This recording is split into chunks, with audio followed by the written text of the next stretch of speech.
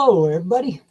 Welcome back to another Saturday Night Live. Looks like we got Rich GT350R, the welder man. If you want to know how to really get the metal hot, you got to check this guy out right here. He's probably forgot more than I'll ever know. Good to see you, man. Clint, the big tire man. Good to see you, man. That Porsche. Ooh, boy, she took a hard hit, didn't she? It's pretty cool to see it, though. And, well, it sounds of it, the price was right on it. And like you said, there's a whole bunch of, doesn't look like it, but there's a whole bunch of usable stuff on there that somebody's going to need. I think you'll do all right on it. Porsche people are kind of fanatics. And we got Sam, White Trash Motorsports. What's going on, man? And Breezy, always good to see you. Yeah, the wiper trunnion busted the windshield. It got hit so hard. I seen that right above the, just past the A pillar there where it's buckled up. Yeah, that's a. I don't think a frame machine can help that one. That one's pretty ouched. So, happy Memorial Day, everybody. Time for remembering everybody, and it's just a good time all around, and the official kickoff for the summer weekend. I hope everybody's having a good one out there, good, safe Memorial weekend, and you can kick back and relax for a little while. In the meantime, what's everybody got working on out there?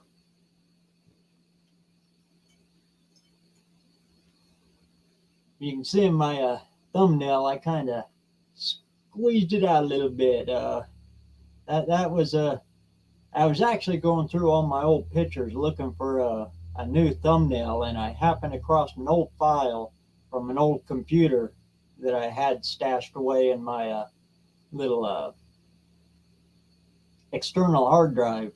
I come across that old cartoon I used to be involved with. Oh, Lord, that brought back some memories.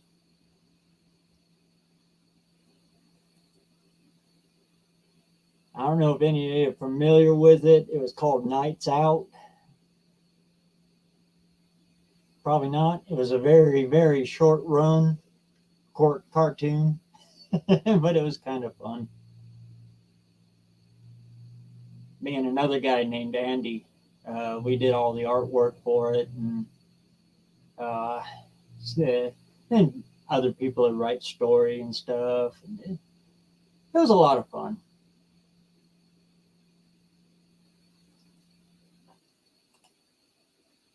Still working.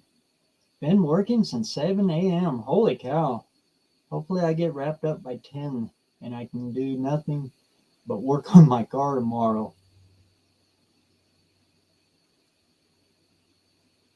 Yeah, that's a bad thing about the job you got. It's kind of all the time.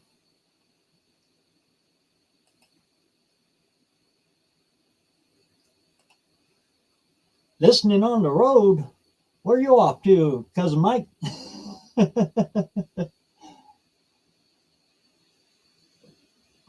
I've actually got the whole week to myself this week. The wife, she went to California to visit the daughter.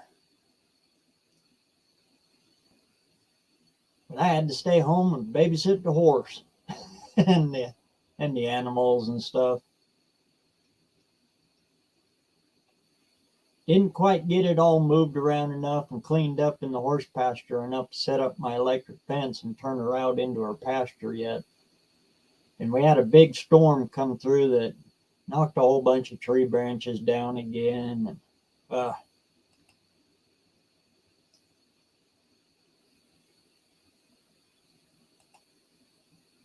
I see. Heading back from Chubbuck, huh?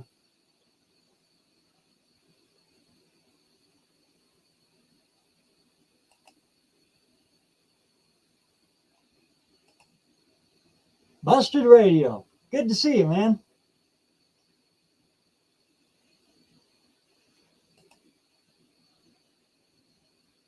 Oh, more news. I got my new stickers in, and I got them from Sticker Mule. They are extremely better quality than what I paid for the other ones. And a whole actually, they're almost the same price, but I screwed up. This is my fault, not Sticker Mule's fault. I done went and I ordered the wrong size. These little things. So, a lot of you, I still got your addresses for. I'm going to go ahead and drop these all in the mailbox now. Any of you that are looking for stickers, just look up my address. It's on my homepage. Send me an address with your, send me an email with your address on it, and I'll throw a couple of these in the mail for you, because these things are, like I said, they're kind of tiny. I meant to get the 3-inch ones, and yeah.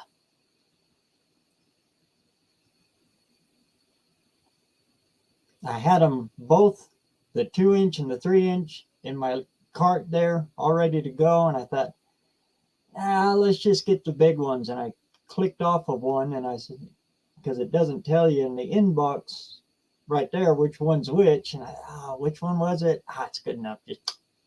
Well, I ended up with the little ones. But as far as I can tell, they are extremely good quality. You can feel it. Sticker Mule, and the image quality on them too. You can see, really bright. Even when they shrunk it up like that, you can see all of the little lines in that 40 Pontiac grill there. Yeah, Sticker Mule, good stuff.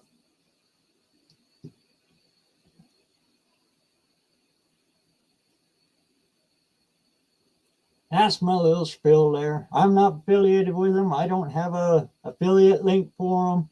That's just my personal experience on them. And like I said, they were almost the same price as GoPrint, and those ones that y'all got from me, those were GoPrint. I don't like them. And if any of you got any of them left, you probably didn't like them either.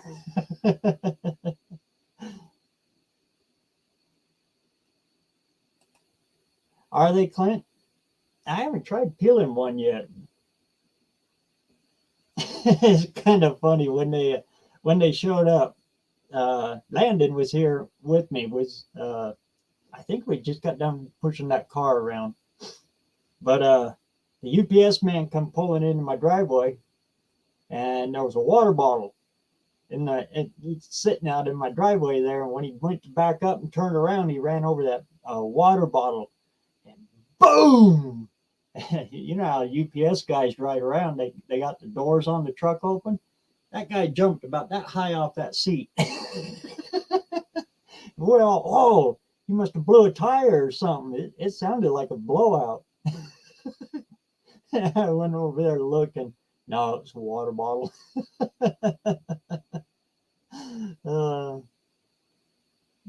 But I hurried up and opened up the package, and I gave him a whole fistful of them too. So I get along pretty good with the FedEx drivers and the UPS drivers that swing in here.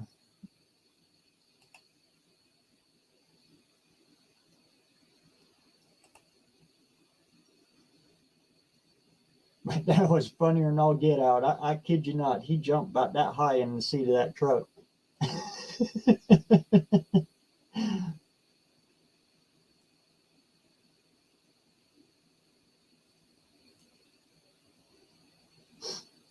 I'll have to check that out. Yeah, they don't give you the perforated split in them like a lot of them do, where you can just kind of fold them in half and. Yeah, so they might be. Yeah, they are. They're a little hard to get to peel up. Oh well.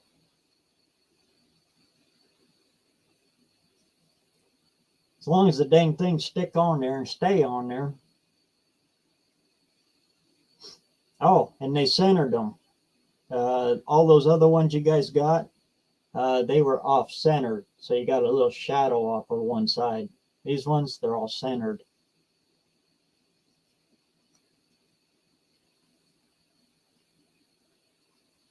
So I got the link up there if anybody wants to hop in, and yeah, we'll just talk about whatever we want to talk about this week. Nice, easy going, let her ramble live. I was actually kind of thinking about doing another live tomorrow, but I'm going to do that live from the shop and just kind of do a watch me work kind of live, I guess. One of them kind. I've never done one. Well, I've done one, my first start on the Mercury.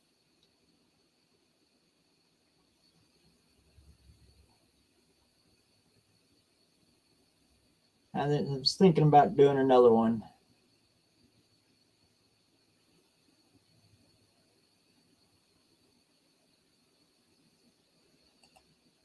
Hey, Robert. Good to see you, man. All the way from Motown.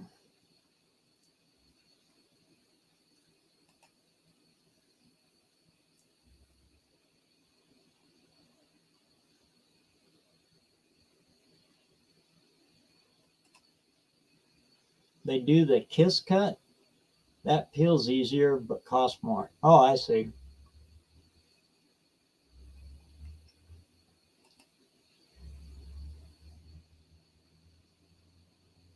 And these came really quick.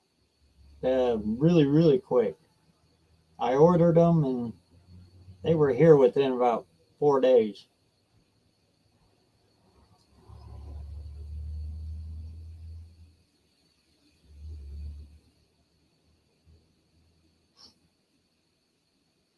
I was going to try Staples because at Staples you can, they actually put one in your hand and you can see it before you get it. After my last experience, that's the route I was going to go, but every time I went by there, they were closed or something. So, and I only get to town about once a month, so it was taking too long. I just ordered them.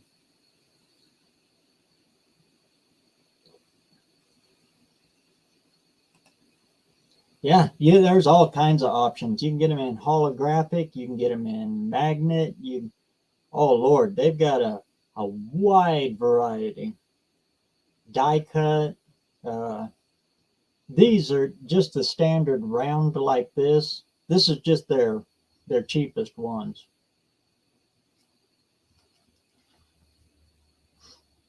And I got 300 of them, so any of you want them, I got plenty of them.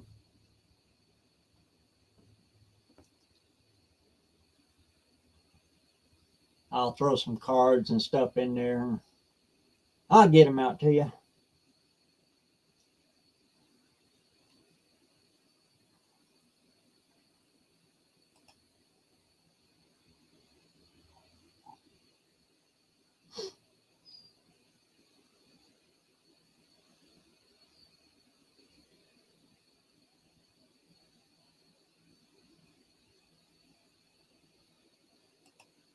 6%. Did I miss you? Hey, there's one of my favorite people right there too. Willie Do It and Betty Don't. Hey, what's going on? I haven't seen you in a little bit.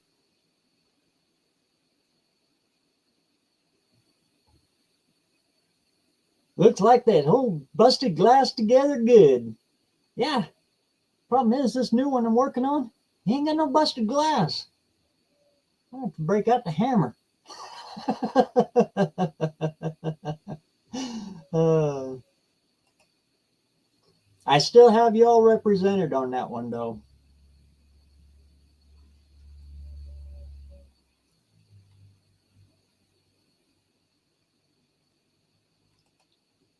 Thanks, Tim. I sure appreciate it.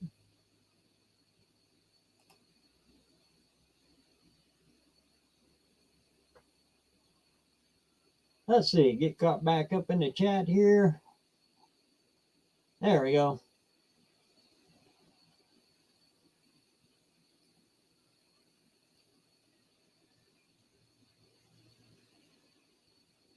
So, like I said, the link's up there. You feel like hopping on in, hop on in.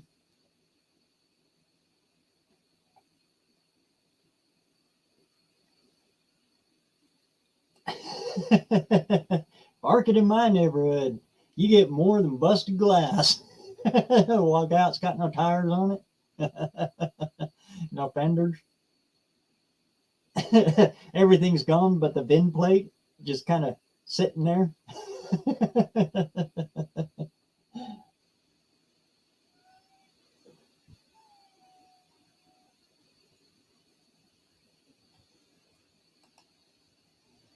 No problem, Willie. A lot of my comments to all of you guys is I've had to limit it down to like a like. There's so many of you now.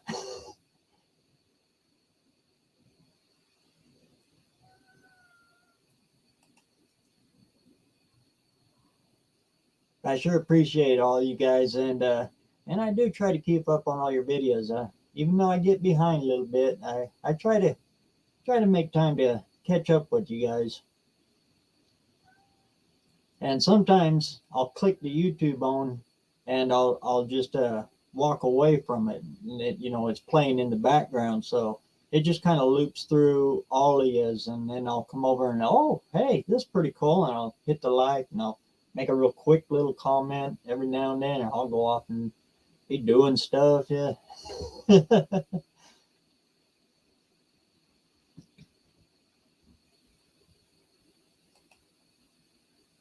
Yeah. It can be. Good Lord.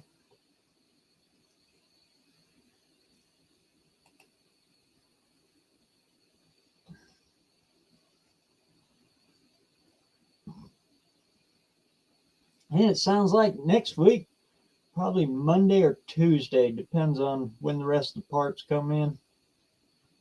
I'll be doing a transmission in what is it, 2004, 2005 GMC Envoy. Ugh. They asked me what I'd do it for, and I told him I'd do it for a tunnel ram for a big block Ford, and he said, okay. So now I'm committed. I got to go over there and do it. Actually, 2 jobs, because I got to put a I got to put a steering box for a 77 Malibu in a 1955 Ford F500. Because it's stuck on the lift, and it's the lift I got to use to put the transmission in that Envoy.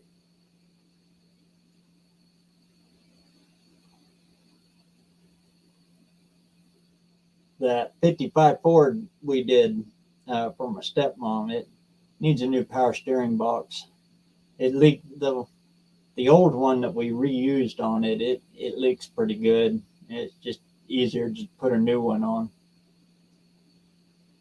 But those are getting hard to find. The old style Saginaw, or no, that's a Ford. One of the two. The 77 Chevy power steering box is actually getting hard to find. We had special order it again, and Dad's having a little trouble trying to get it. They're the ones with the flare fittings instead of the O-ring style that they went to in 81, 82. The old flare fits, they're getting harder to find.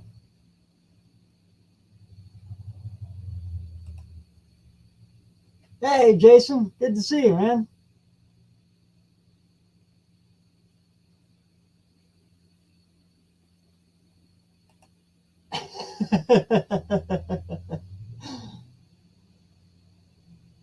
Actually, most of the stuff I've been getting comes from Mexico.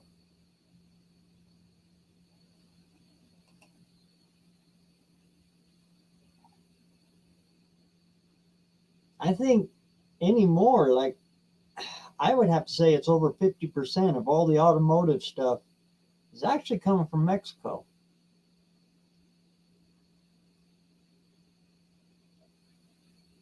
Me and Landon were just talking about that. He went and he got these a set of tires for that little Geo. They're made in Thailand. That's actually a pretty good place to have a set of tires made because that's right where the rubber is. You buy tires from anywhere else and it's mostly nylon. So, and you feel the tires that he got, and they actually feel like tires. You know, they're rubber. So I'll let him finish it. You know, finish up for the video and how long they're going to last and everything. But I'll tell you, they feel like pretty good tires. Made her home, huh? Good deal. Hey, Turbo Tom, what's going on, man?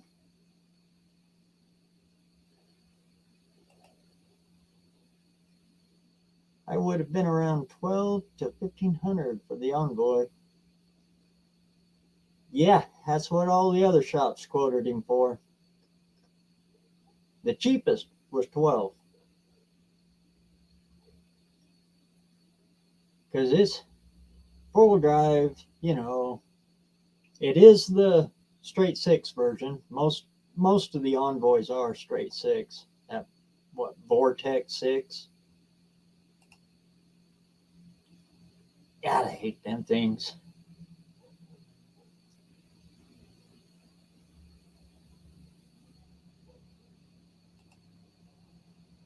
I do.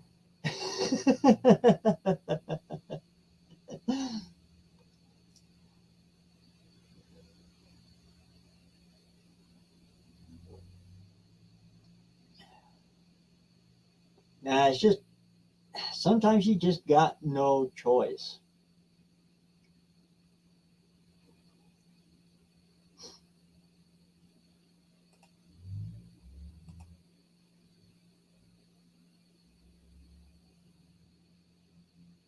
Ah, thanks, Clint. Boy, I sure wish I would have known it back when I stuck that shoebox on it. It would have sure saved me a lot of headache. I'm really going back and forth on just popping it back off and using the four-wheel drive on her. Hey, Jason. What's happening, brother man? How you doing? And it's only for the cars and all the way up to about 59. That four-wheel drive one works perfect on them. The two-wheel drive, on the other hand, though, like I said, if you have an original F series, that's perfect. They're the exact same width. So what you been up to? Man, I've been working all day. Really? Yeah. The truck officially will go in gear by itself. Sweet. I got a drive shaft, but it is bent. It's so bent. And it sucks because I had to buy an adapter U-joint for that wonky Power Glide, output shaft. But hey, it goes into gear. It did leak. I had one little leak. I had to tighten up a fitting, and it's good. So, but yeah, we went to the big swap meet over here in Springfield, Ohio, that they have every year. This morning, Rob and I did, and I got home and I did a. My light is creeping down on me. Sorry. Uh, I did like a legit brake job. I have a brake lathe in the garage now, so I actually turned rotors, installed pads. No kidding. It was like old school. Yeah, the shop called me and they were like, "Hey, we heard you were looking for a brake lathe," and I'm like, "Well, yeah, I'm already promised like two of them." They're like, "Well, we got one. We need you to come get it, or we're going to scrap it." And it was an Amico, and this thing is turned straight as an arrow, man. So some people I work on their cars for at the house, they called me and said the brakes were pulsing on it. Well, the rotors were real good, so I machined them. Yeah, It's kind of cool. I hadn't done that for a while, because usually everywhere you work, they just want you to throw new rotors at them. I'm thinking, Can hell, you I do can make more flywheels money. too? What's that? Can you do flywheels with it too, or is it just Yes, yeah, oh I have done. Yeah, I did the only flywheel I've ever done, and it's been many moons ago. I did a Volkswagen flywheel on it, and it kind of made a whirring sound until everything got burnished in because it doesn't. I don't think it cuts quite slow enough, but it worked. I mean, once it got broke in, it was fine. So, but yeah, the truck will actually move itself now. So I was pretty impressed today. So, and I did a bunch of other crap. So we're cooking out tomorrow. I got pork butts on the smoker and, all that good stuff. So the kids are coming over tomorrow. It'll be fun. It is a sweet? good lathe, man. Yeah. It's, I had to mess with the cone part that goes in the center hub. Like somebody must have used it in a press or something because it was all boogered up. So I stuck a end mill in the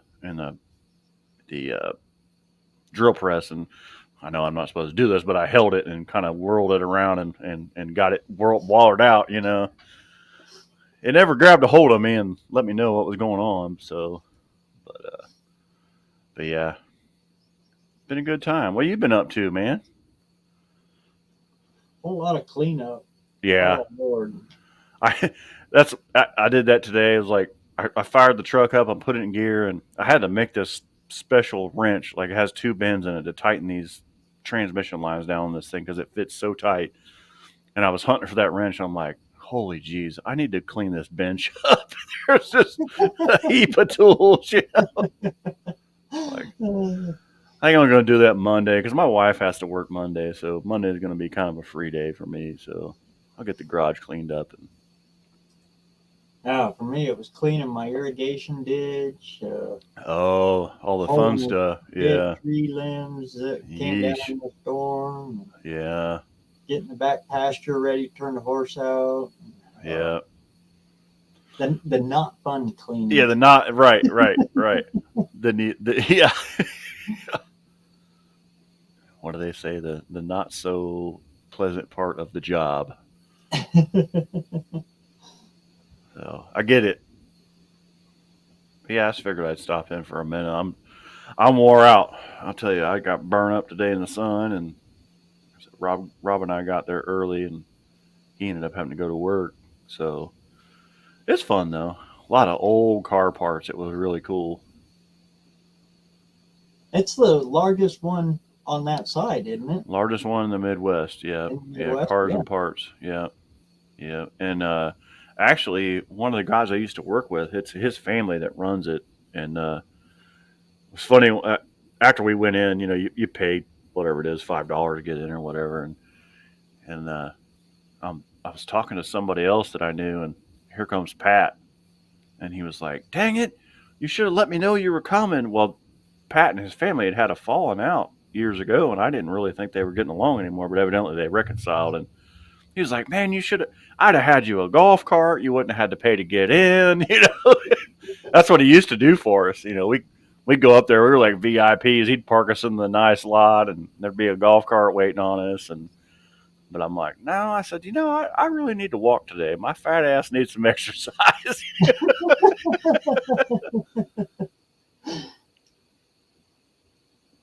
He took us over to one of the food trailers he knew and got us a hamburger and stuff. And we caught up. It was pretty cool. I'm glad they're doing better together now because that's a big deal.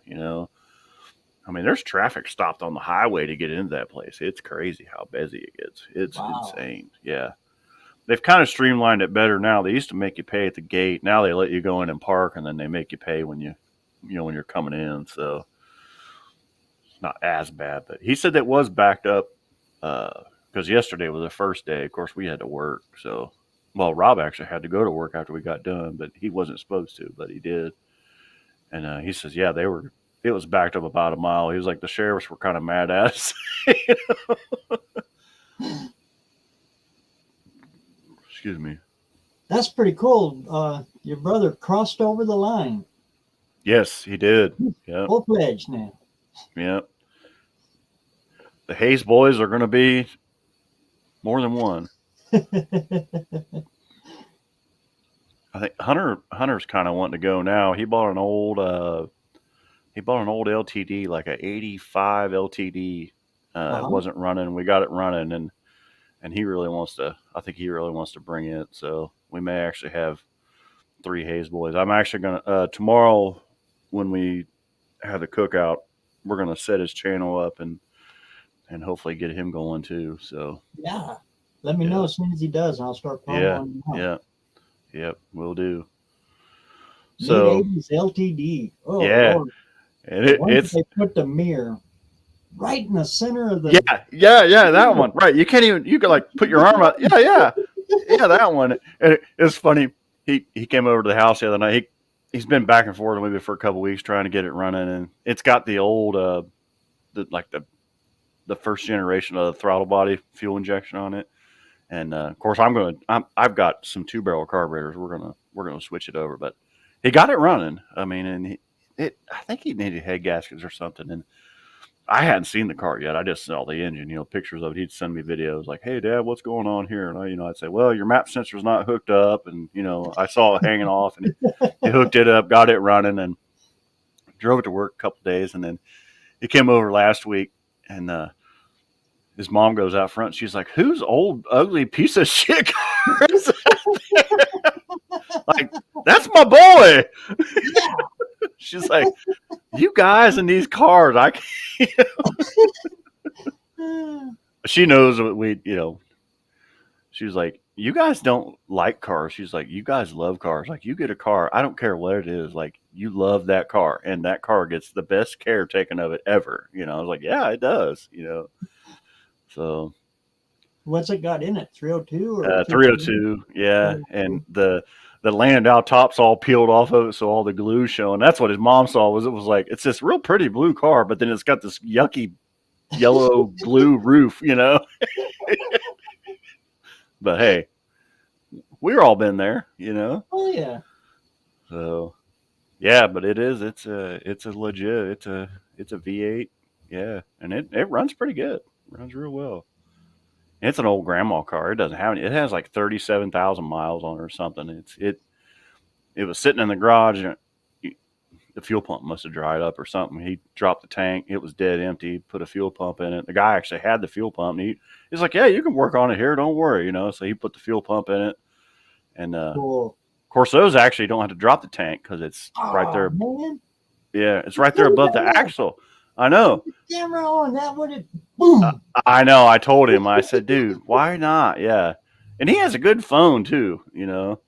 So yeah, I got to get him in the habit. But he's like me. I get in the zone. I just forget, and Me too. Mm-hmm. If I plan a video out, we're good. But if I'm just raw dogging it, just going at it, I have ADHD. Oh, wait, I got what? Yeah, I got to fix that. Oh, my phone? I don't even know where my phone is, I did actually find my GoPro when my daughter graduated college. I took my good camera bag up there, and I opened my camera bag. I was like, "Oh, there's my new GoPro." Oh, Lord, that's something you don't want to be missing. Yeah, and it's one of the Hero. I think it's a Hero 9 or 8. It's a pretty good camera. Same as a Grand Marquis. Yep. His just has the old throttle body. It almost looks like the old what they call that? The teacup carburetor was on the old Fords. Is that what they called that? I forget. It looked like a throttle body. I can't remember what the heck they called that, but it looks like that. But it's not a carburetor. But it's not a variable Venturi, is it? No, it's a throttle body. It actually has two, and two injectors on top, almost like a GM, Yeah. But I have That intake will come right off. Yeah, and I have some. I actually, believe it or not, I have an aluminum 2-barrel 302 intake because I ran a 302 I'm sorry, I ran a 2 barrel class for a while, and Edelbrock made them, and they were a Victor Junior, but they were a 2 barrel. So I have one still. So, and I think I don't have any Holly 2 barrels, but I have some Motorcraft 2 barrels. So, of You want course, some? yeah, right. I got good at drilling the jets out and taking the chokes out of them and stuff, and people couldn't believe that I could make those stupid things run. Well, circle track, you gotta run them. Yep. And that's actually where the intake came from. Yeah. And but yeah, there was actually a 2 barrel a drag racing class for a while. Didn't last very long, but Clay, it was holy, fun. how are you? What's up? Yeah. What's happening, feller? Teapot. That's what it was, Landon. You're right. Yeah. The Teapot. Thank you. teapot was that was way back. That was 50s. Yeah. That was So a that friend four of ours barrel. has a 50, I think it's a 55 Mercury station wagon that he just got running, and I went over there and helped him. We took it all apart, cleaned it up. He couldn't find any parts for it, but we made it. It Yeah, good runs. luck. Yeah.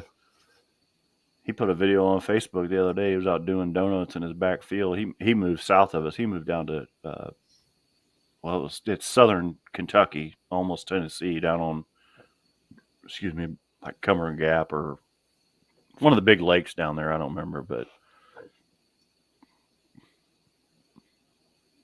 yeah, BareRose gonna leave me 500 carbs in his will. It's your name's in there. I'll tell you, my favorite carburetor is a Holly 500 2 barrel. I can make just almost as much power with one of those as I can, a big 750 or something. It's crazy. I don't understand how it works, but If you want a light switch for a throttle, that's what a two barrel is. It's either all or literally not. it's on or off. Yeah, Yeah. yeah. And I mean, when I was drag racing, all I had to do was idle it up, mat it, do a burnout, and clean it out because it was loaded up, and then stage it and go. And then, yeah, my car it ran like 1140s, and another friend of mine's car broke, and he had actually qualified for the over at Indy the bracket finals, and he was in the slower bracket, sorry, and they could only run 12 flat. We unhooked the secondaries, which usually kills about 4/10, the way we figured it. It didn't kill. It killed like 2. We got it down to like 1180s. We never could get it down 12 flat, and then we actually got a throttle stop. We couldn't get it to work, and then I don't remember who it was. It might have been Rob. It might have been a friend of Rob's. They were like, "Hey, we've got this 2 barrel Holly. It needs rebuilt. You guys want to try it? You can have it." So he went over and got it and brought it to the house. I was like, "Oh man, this is a 500. All the 750 stuff fits it." So I crammed all the parts in it, cleaned it out. We never ran the car until we got over to Indy, and he made first time run. It ran 12 flat with a 2. Really? Dead nuts, yes. And that car 60 footed like in the 140, like 546 range. It's 60 footed like a 148.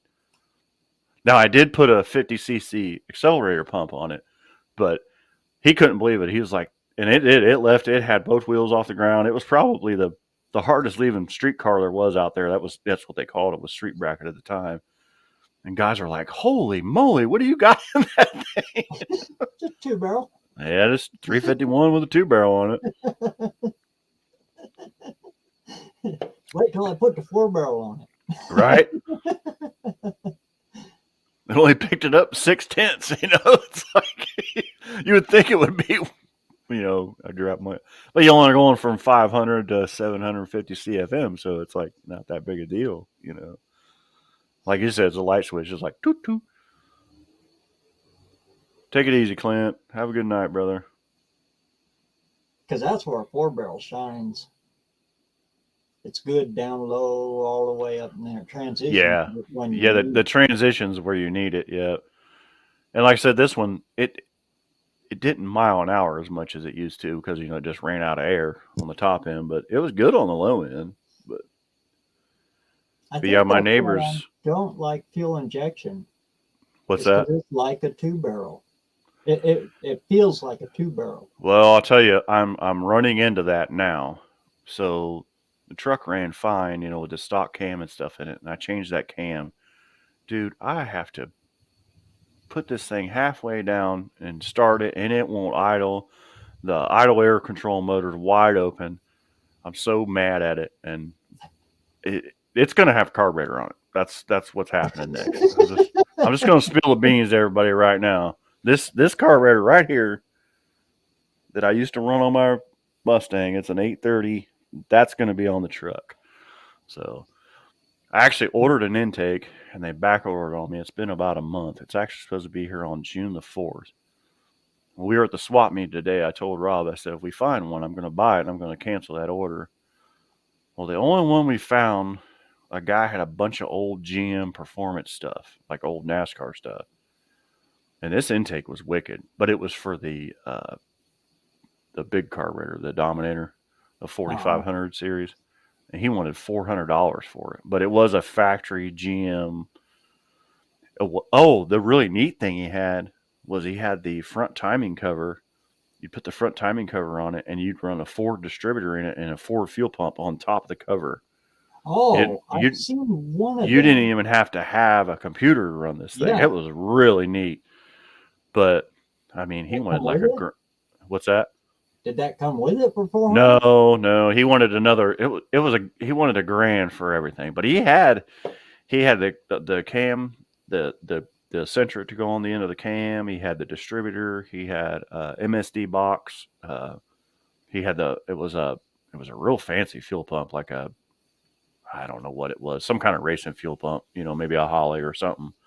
But it was mechanical, and yeah, he wanted $1,000 for everything. But how cool would that be, though, to have a distributor in the front? And he was like, yeah, that was old NASCAR stuff when it first came out. When they in the late '90s when the LS engine started, coming around.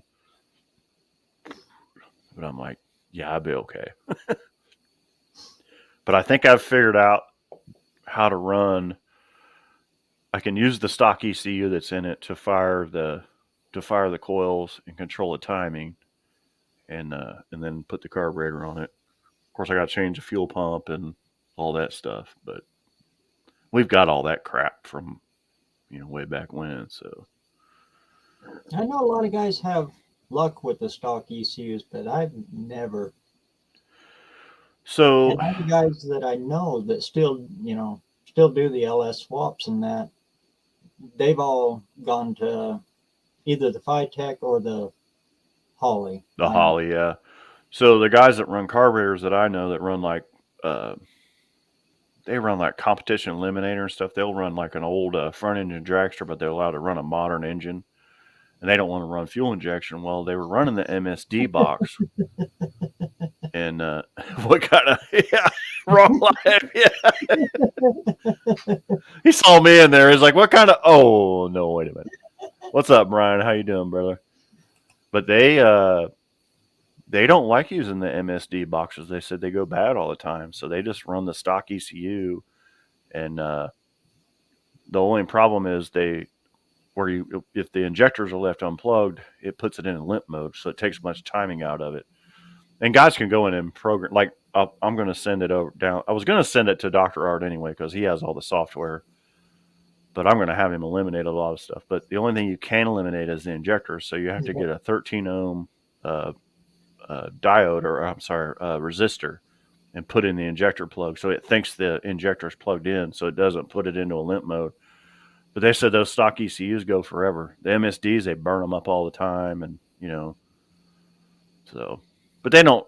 Yeah, like you said, the Hollies and the Phytechs are the way to go. But they're you're talking $1,200-$1,500 just for the box. So yeah, Phytech.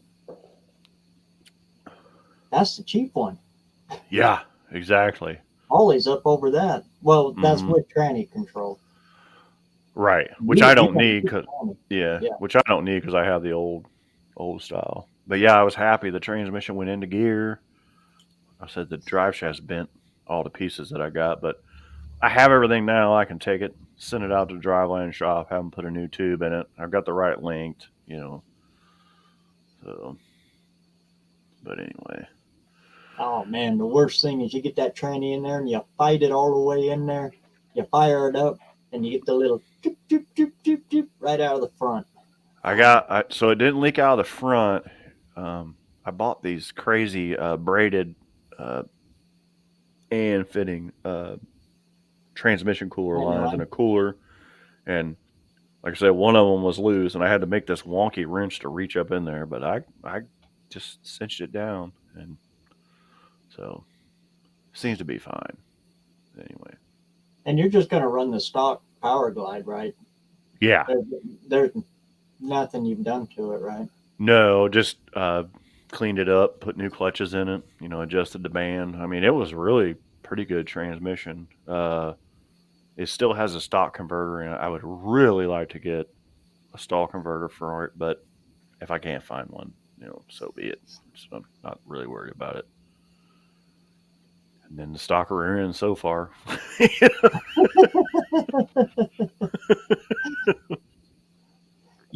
There's a guy, right? He was our drag racing janitor. Mm-hmm. He run a little S10 with it's got a 60, 68, 69, 300 horse, 350 in it. Mm-hmm. He's done a few things to it, but that is still running the original stock S10 rear end in it. I've heard of that. And he's running slicks, everything, and that's what moves. Is it still an open rear end, or did he weld the spiders or anything? Nah, he's running it open and Open? everything. Yeah, I think that's what I'm going to do. Hold on, Barrow. Sorry, my dogs are going off. Mama's Sure. not here. Hold on. But he ran that truck for, good Lord. I can't even think of how long he's had that thing.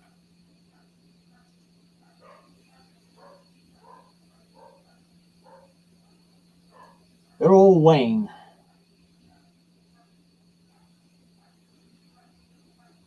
He raced it up until he lost his eyesight due to diabetes, and now the truck still sits out in front of his house there. But that was a pretty quick little S10.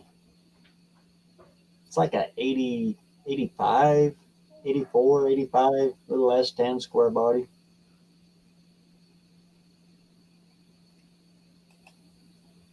Oh yeah, his house is full of trophies from it, and he had a heck of a name out at Sageway. Everybody was calling him the farm truck, the little farm truck.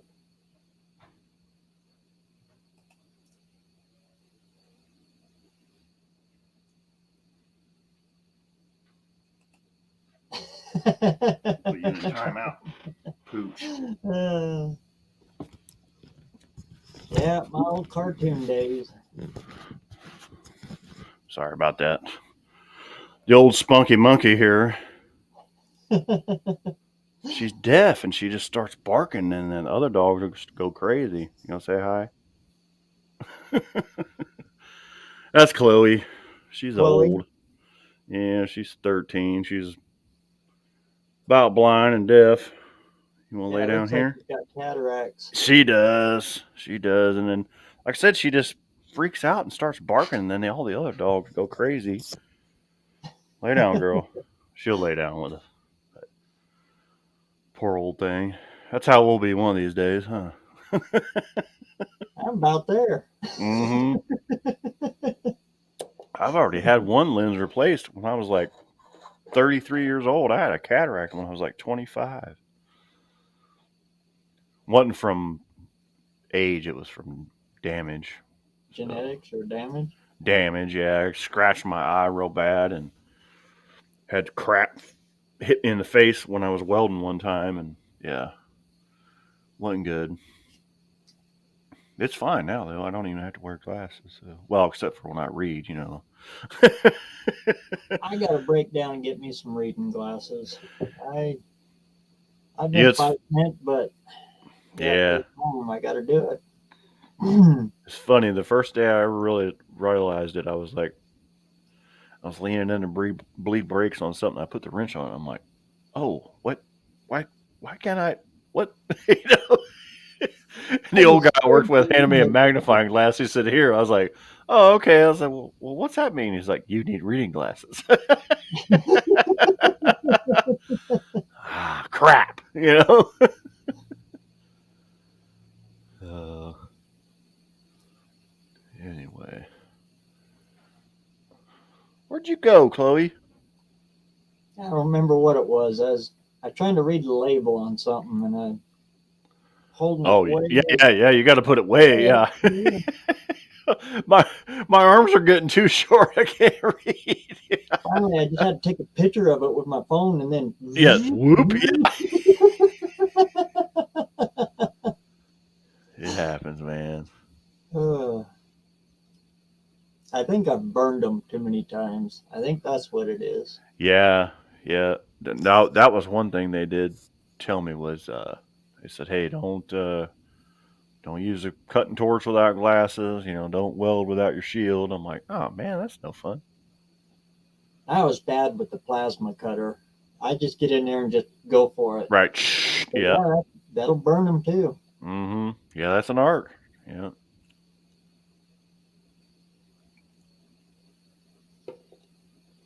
And like you said, cutting torch. Yeah. I mean, even your grinder wheel, you don't realize it, or your cutting wheel, that sparks pretty dang bright. You know,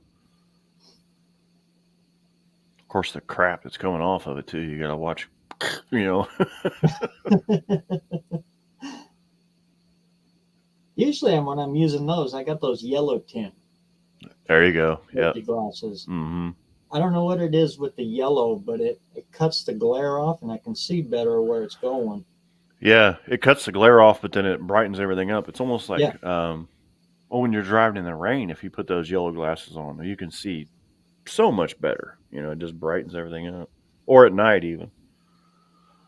What are you doing, Fred? She's sniffing something. Old hound dog.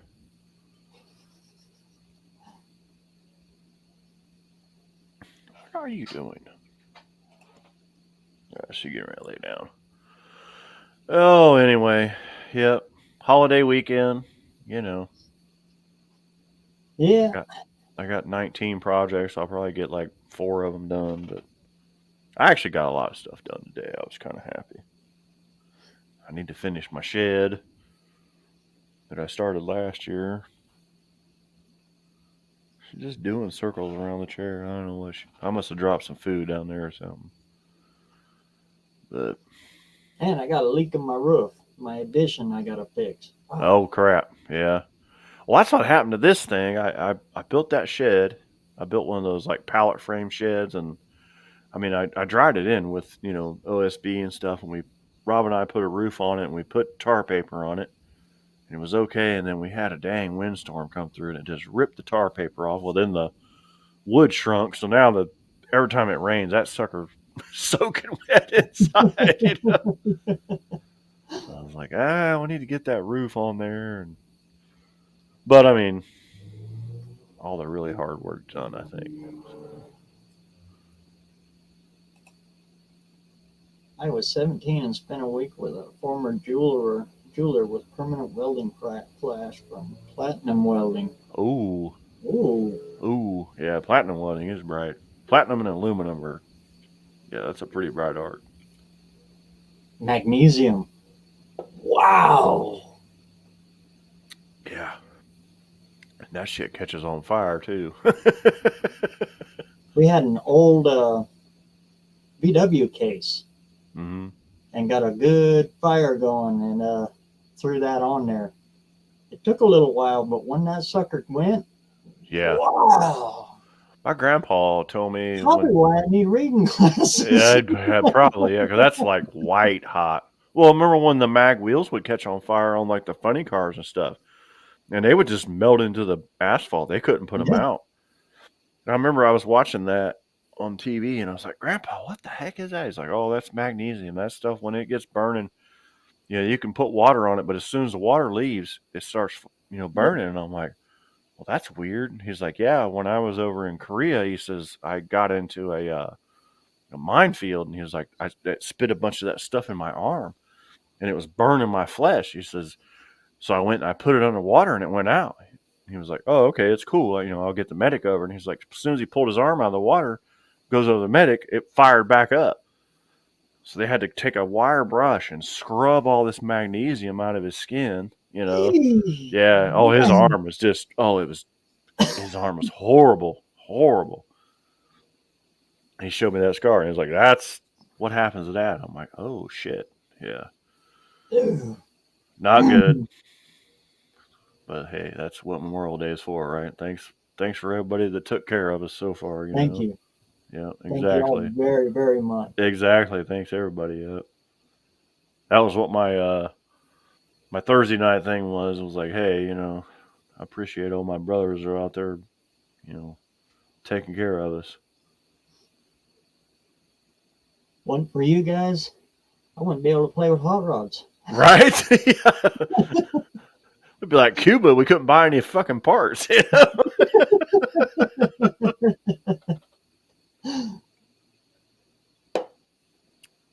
Those guys are, man, they can make stuff work. Well, now they're allowed to get parts down there, but for a long time they weren't. What's up, Ari? Not just there either. You know, Southeast Asia. Mm-hmm. Boy, those guys will make a boat engine out of anything. Man, they'll take and weld cranks and grind them down themselves, and in India, same way. Like, Yeah, it's crazy. They'll make their own. They'll make their own everything. They'll make their own mufflers. They'll make their own. Indeed. Yep, Tim. Exactly. mufflers are actually pretty easy. They are actually pretty easy to make. Yep. Yep. I've made a few myself over the years.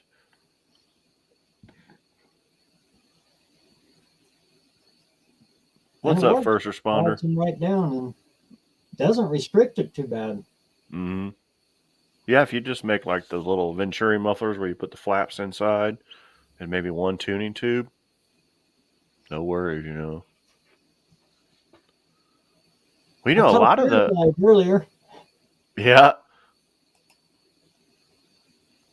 A lot of the kind of left the void.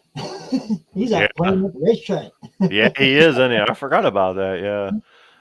Yeah, I was actually watching the live stream from our local track.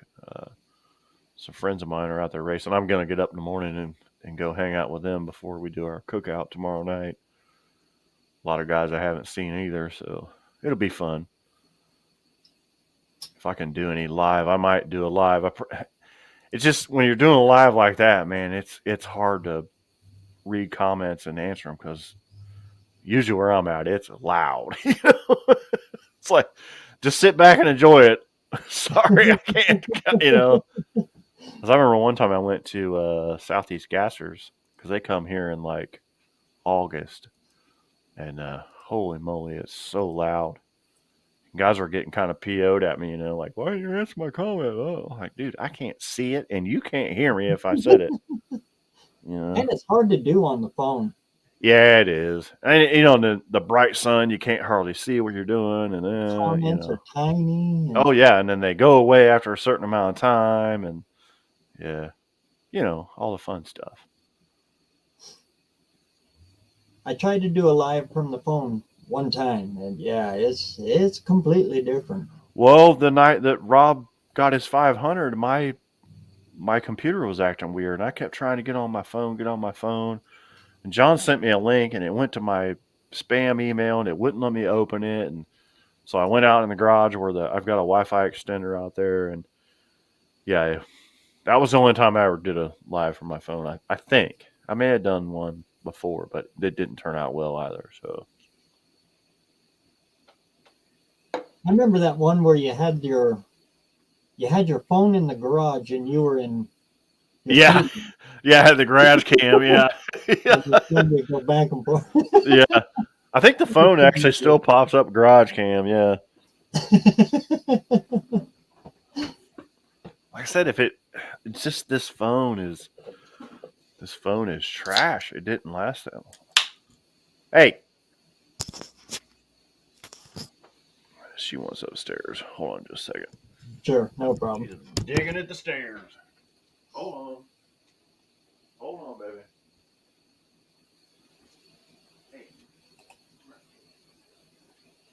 I try to catch all yous. It is a little different on the lives through StreamYard, because sometimes they like pause and then all of a sudden and then it jumps and gives a whole bunch of them. Especially when the chat really gets rolling. That's when it really starts. Oh man, I'm missing some. It's like having toddlers in the house again.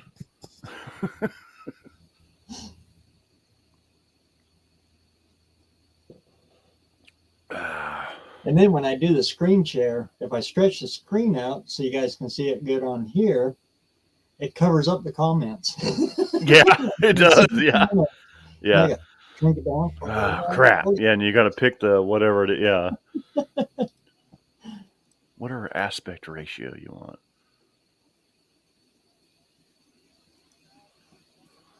Whoops. I got another monitor. That's how I should do it. Set a monitor up for that so I can put that up on that. It makes it a lot easier. I have two monitors. I have like a really big, nice one and like an old, normal one. And yeah, it does make it nicer when you're sharing stuff. Of course, when you got all the old antiquated shit I got, it gums it up. 408 should move a Fox body. Yes, a 408 will move a Fox body. I only ran 351 Windsors, but my buddies had 408s and they were super fast. I mean, low 10-second, high 9-second quarter-mile cars. They were, yeah. Yeah, first 2-hour live, I survived. Oh, you're fine, Damien. See, now you're seasoned pro. You're in the old guys club with us now, brother. It's funny, you fire these things up and you think, okay, it's only going to be about a half hour, maybe an hour. Then you look up and, oh my God, I've been on for 4.5 hours? Mm-hmm. Oh, Lord. Yeah, when I used to do my Tuesday nights, and for a while I didn't work on Wednesday. I was only working 4-day weeks. I was working Monday, Tuesday, and then Thursday, Friday. And yeah, I can remember sometimes like talking to somebody from like Australia or something. They're like, "Yeah, it's blah blah blah," and I look and I'm like, "Oh yeah, it's 5:30 in the morning here." Like I probably need to go to bed. I mean, that's back when we only had a few people in them at a time, And then my 2-hour lives would usually they would go to 3 or whatever, It's like now I only want to do an hour because I want to go over and watch Ray and Buff at Pontiac Power Hour on Thursday night. What's up, Wendy? She just got home from work. I think yours was the first live from a smaller channel that I was ever in. Yeah, it probably was. Yeah, in the chat, and I was like, "Holy cow!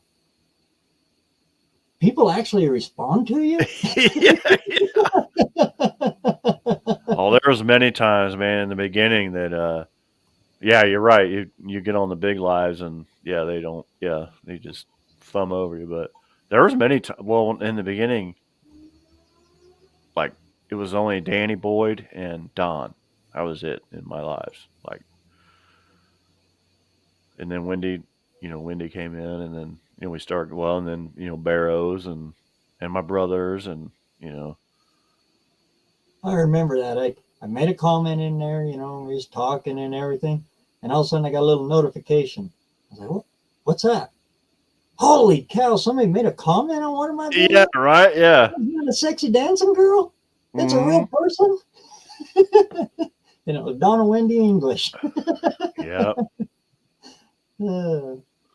Did you watch Grizz's Garage by chance? Which one? It was called Grizz's Garage. He's from California. It was a new channel, and it's just like gone. I don't know what happened. Like it's weird. He Sounds did like familiar. he did old school hot rods and motorcycles, and he was doing a Volkswagen, so I was really interested in it. So I don't know if he got busted for probably stupid music or something because he did play a lot of Yeah. I thought copyrighted music in the background, So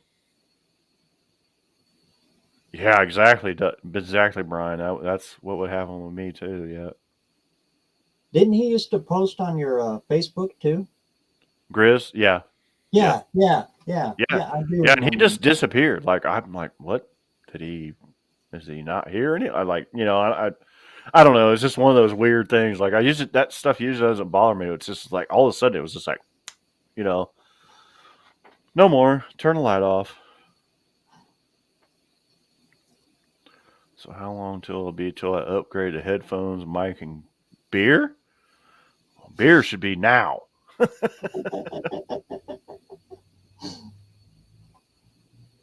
The only reason I actually went to these headphones is because my mic sucks. That's up here.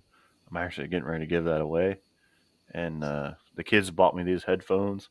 They're like gamer headphones, but I don't play that. Excuse me, I don't play video games. I'm retarded when it comes to that.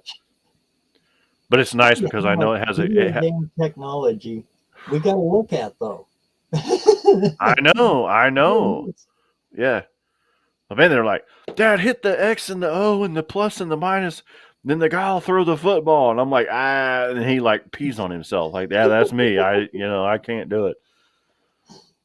So, but yeah, the kids got me these for Christmas because I wanted a better microphone, and somebody was like, oh, this headset, and they're not they're cheapy ones. But the microphone does real well. It auto adjusts the volume and everything, so I'm kind of cool with it. Don, he wants to emulate you. Yeah, that's the golden rule, man.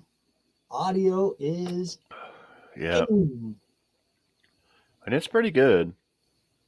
I mean, if I'm real close to this mic, you probably remember that mic sitting Oh yeah.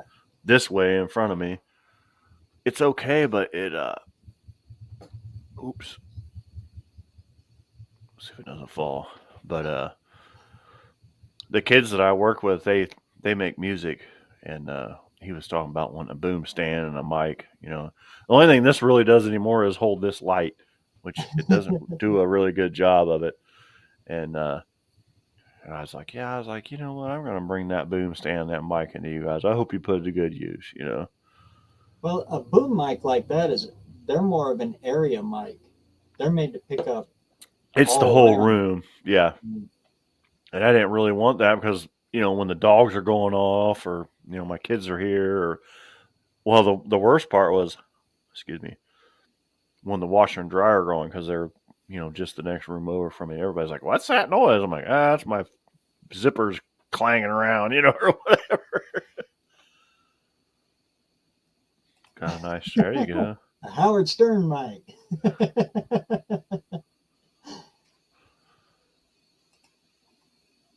Hey, Arrowhead. What's up, Arrowhead? Yeah, I'm more comfortable with this one, and it seems to, I don't know, it just works better for me.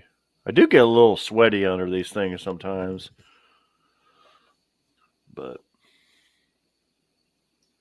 With the headphones too, it really cuts back on any kind of feedback that might pop through. exactly from I have this really nice um,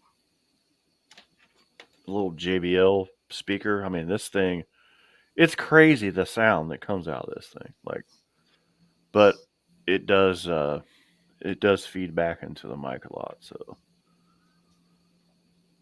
but usually when I'm just listening to you guys, I don't have the headphones on. I have the JBL on because I like watching drag racing and just turning it up. And this thing just, I mean, the kids upstairs like, "What are you doing, Dad? The Watch the wife's racing. got Shut a up."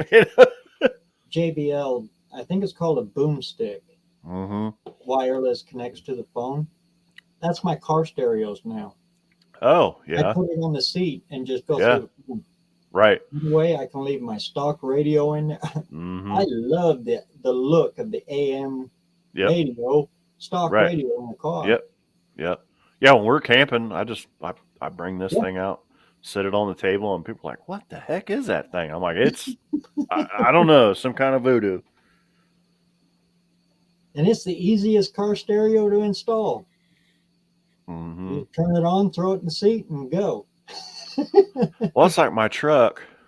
I wanted a backup camera on it, so when I'm hooking the trailer up to it, our big travel trailer, and the radio you take out, it's like, it's 1 foot by 1 foot by 6 inches, this big huge thing. Well, the new one that I put in is about that thick, like a TV. And you just slide it in there, and it's all, like you said, it's Bluetooth, and it doesn't have a CD player, it doesn't have a tape deck like the old, the one I took out, which I love, but it's nice because it has a camera on it. And what's really neat is I have another camera on the back of the camper, a rear, so now I can just toggle in between them because they're all just Bluetooth. So you're just like, oh, Bluetooth 1, Bluetooth 2, So, according to math, should be 188 miles an hour. 188 miles an hour, you're going to see some serious shit.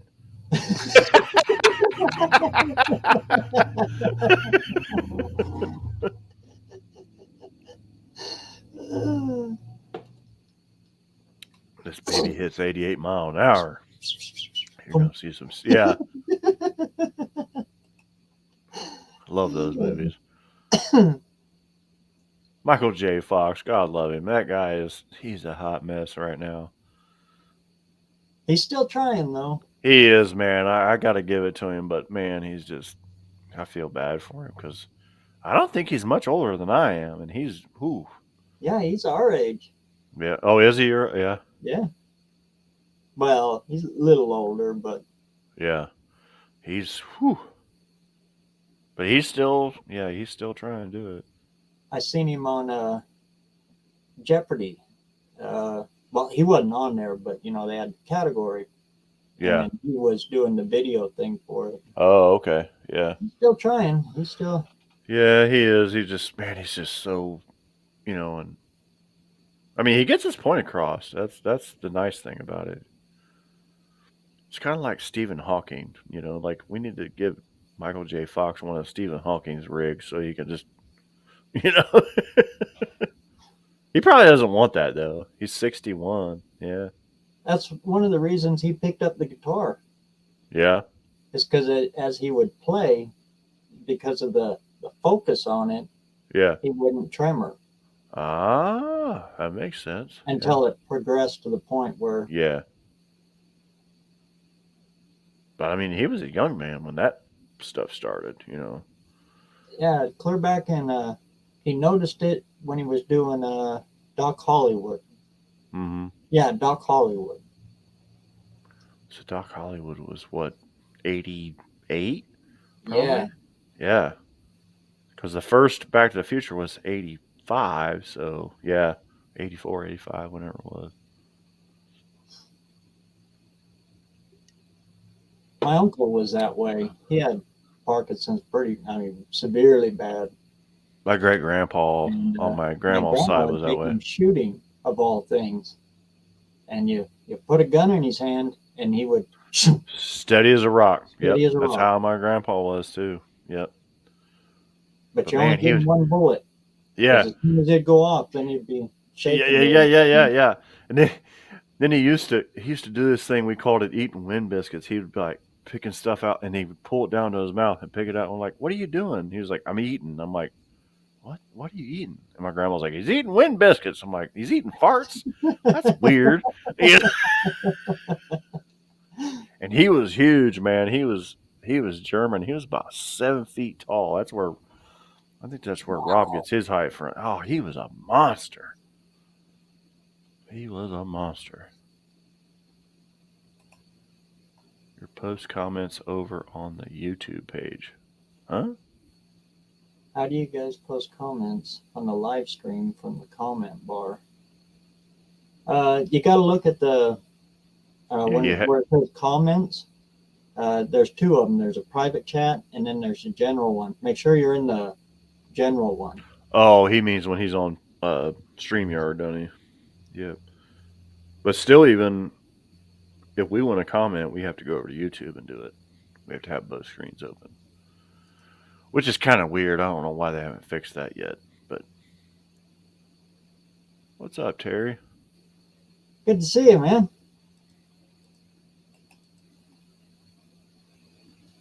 I'm really liking what his son's doing with that 55. Yes, yes. I have looked high and low for one of them that I can afford. They're out there, but I can't afford them. Yeah, exactly.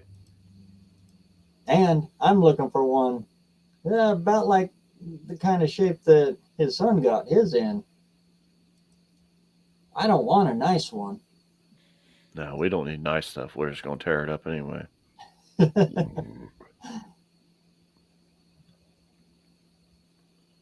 I've been trying to find one to do an actual legit tribute car for my dad. That would be cool. And his was kind of a gasser. Mm-hmm. No Did you front guys one. ever? Did you guys ever do any drag racing? He did back then. Did he? Okay. About 79 Mm-hmm. is when we made the full swing to sand rails. Got ya. Got ya. It was cheaper. Yeah. Oh, definitely. Yeah, I can tell you that for sure. And that's about the time Dad went into business for himself. Mm-hmm. So, When did you start doing the monster truck stuff? 99. 99? Okay.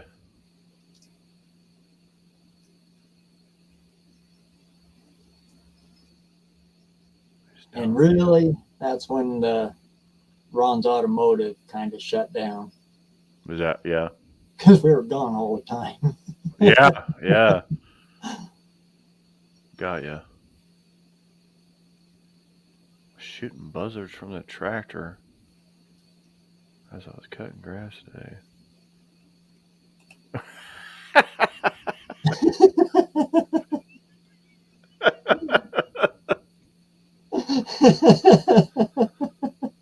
That's a handful. All Yeah, right. you have a pretty good sized yard there. Yeah. I'm going to cut out BareRose. I think I'm ready for the shut eye time. It's I great got up. knowing you, Jason. Oh, yeah. Thanks for having me, brother. Enjoy We've your weekend, been man. in this since the beginning. You've been with me since the very beginning. I have. I have. I mean, you've I helped me really out too. appreciate you, So, man. yeah. Yeah, we've helped out a lot of guys. So, and we got a lot more to help out. So, but yeah, I'm wore out. I got up early. We've been running all day. I got a few beers in me. It's night time. So, Thanks for but coming in, man. yeah, absolutely. Everybody in the chat, have a great holiday weekend. Remember what this weekend's for. BareRose, take care, brother. I'll see y'all soon. Get out there and fix something. There, I was waiting for it. See you guys. Take care. Thanks.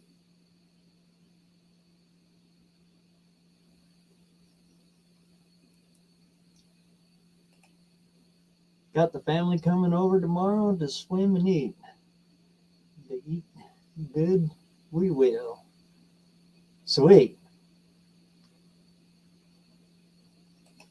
Yeah, that's what this time's all about.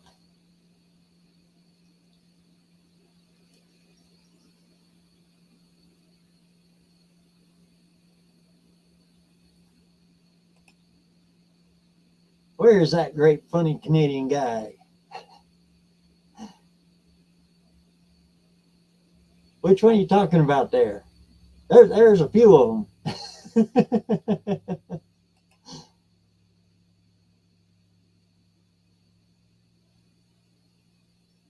Yeah, I still got the link up there. Like I said, if anybody wants to hop on in, hop on in. I don't know how long I'll go on tonight. Yeah, I'll probably get about another half hour or so.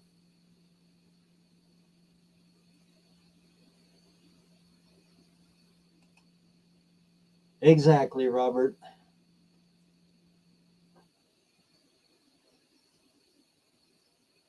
If it wasn't for them, we wouldn't be here where we are today.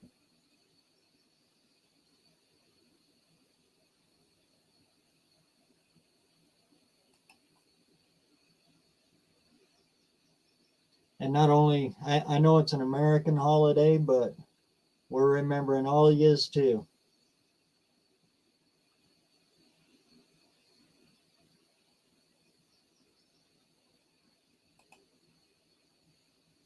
Hey, Barrows, I'm getting some metal hot tomorrow. It's called the barbecue grill.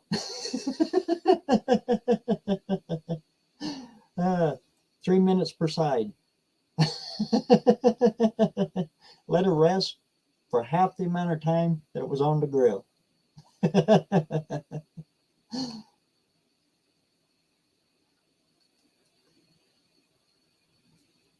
Oh, and charcoal or propane? The endless debate. Of course, anymore it's pellets, I guess.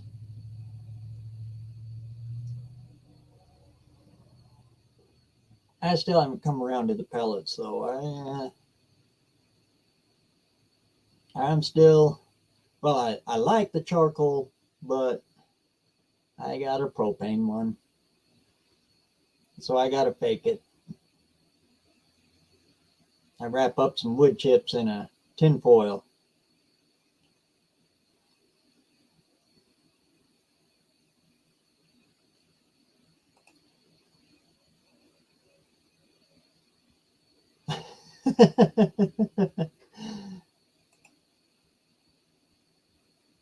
My steaks are too thick for just 3 minutes per side.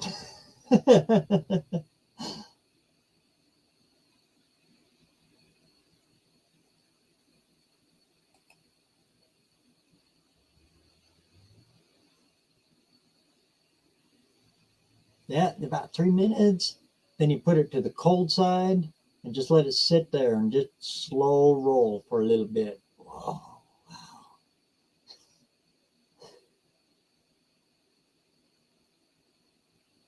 Actually, I broke down and did artichokes last night. I haven't had them in a long time. Boy, I found that you steam them in lemon juice. About, well, you put about yay much water in it, just up to the steamer basket. Oh, Lord, here I go talking about cooking. And then, oh, those little squeeze bottles of lemon, lemon juice. Just squeeze a whole one into that water, and then cut up about one full clove of garlic. Throw that in that water with it, and a couple of onions. But last night I cheated and I threw a little onion powder salt in the water, and then prep the artichokes, cut the tops off of them, and then pack the top that you cut with butter and a little bit of garlic on top of the butter, and let that butter just steam down inside of them things. Oh, Lord of mercy, them were good.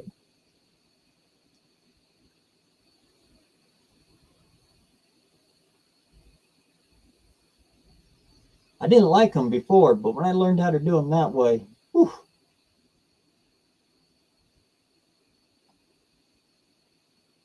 Then had pork chops with them, some good 1.5 inch pork chops.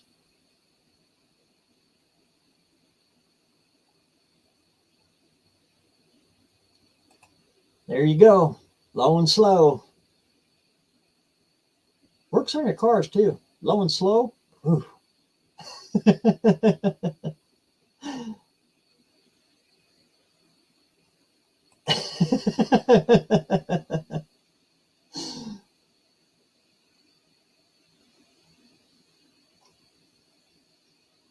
Yeah, speaking of the meat and stuff, oh Lord, uh, my grandparents were ranchers, and everybody from the city would say, "Oh, you used to go up on the ranch all the time. Boy, that must have been good. You get all them steaks and everything fresh."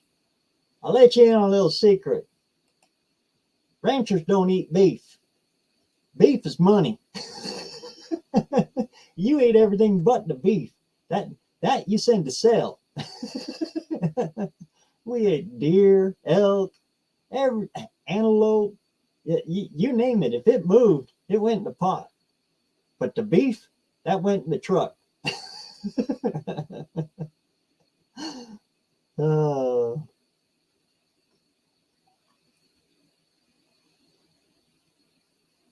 there's parts of the ranch I sure do miss. I had a thumbnail up there of the last time I rode fences. That was on my one of my how-to videos on how to. It was on how I upload. The thumbnail on that one when I'm sitting in the saddle and I'm actually working that horse, breaking her into how to open gates while you're still on the saddle. So I was doing it on the horse trailer just before we loaded him up. But that was the last time I rode range fence, was that day right there.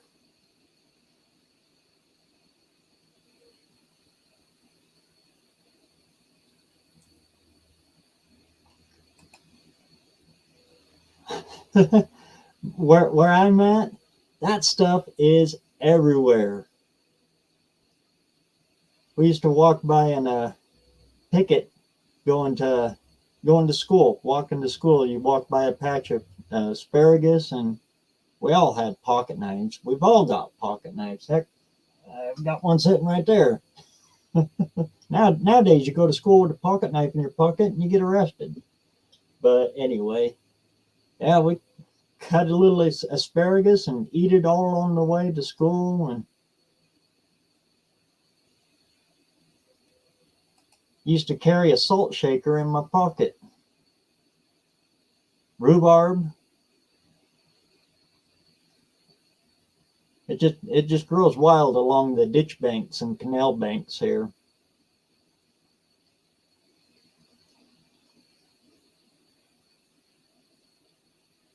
And all over on the Snake River. It's just everywhere.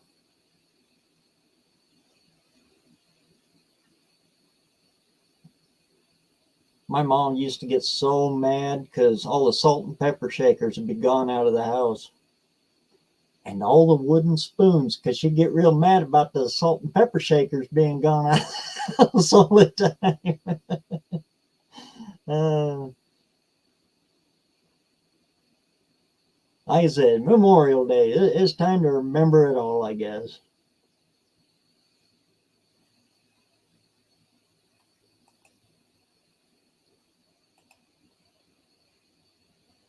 I don't have to work till Wednesday. My last day off was last Sunday, so we're not doing anything for the weekend. It's good to just sit back, kick back, and relax for a little bit.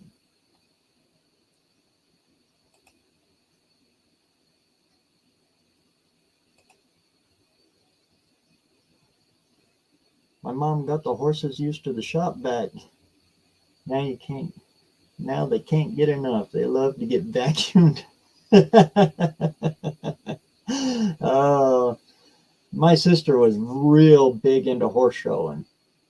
In fact, she was dang good. She took the Western Nationals, and she went to Calgary too, and she took that 2 years running. Anyway, yeah, bathing them horses and vacuuming them off, and oh Lord.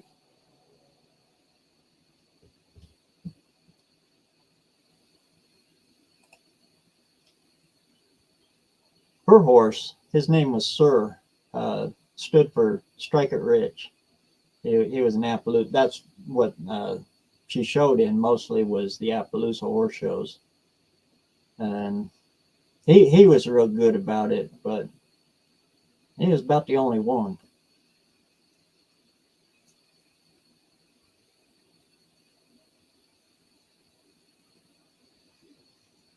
My little mare out there, she would she'd come unglued on you with a if you were trying to do that to her.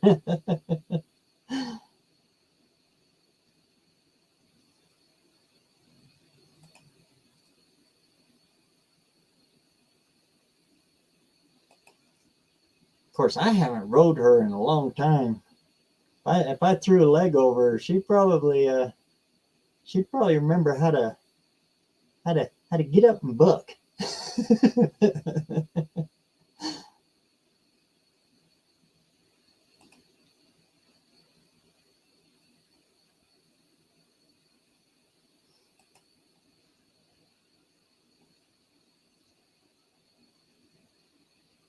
I don't know. She'd probably be all right.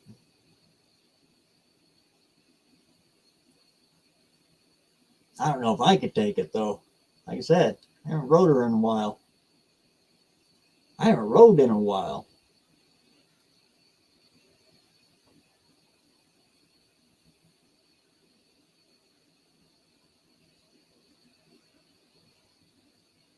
But I was mostly getting her for trail riding. I was actually setting up to do the Appalachian Trail. I was going to start in Georgia and I was going to try to ride the trail all the way. At first, I was going to use my Appy, but he got sick, so I ended up getting that little mare out of. She was a rescue. What are you doing? You little button pusher.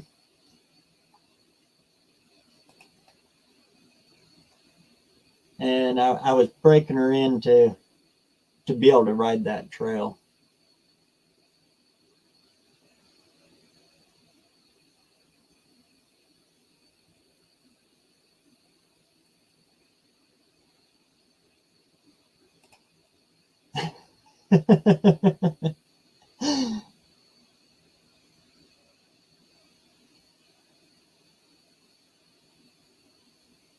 I've yet to do that.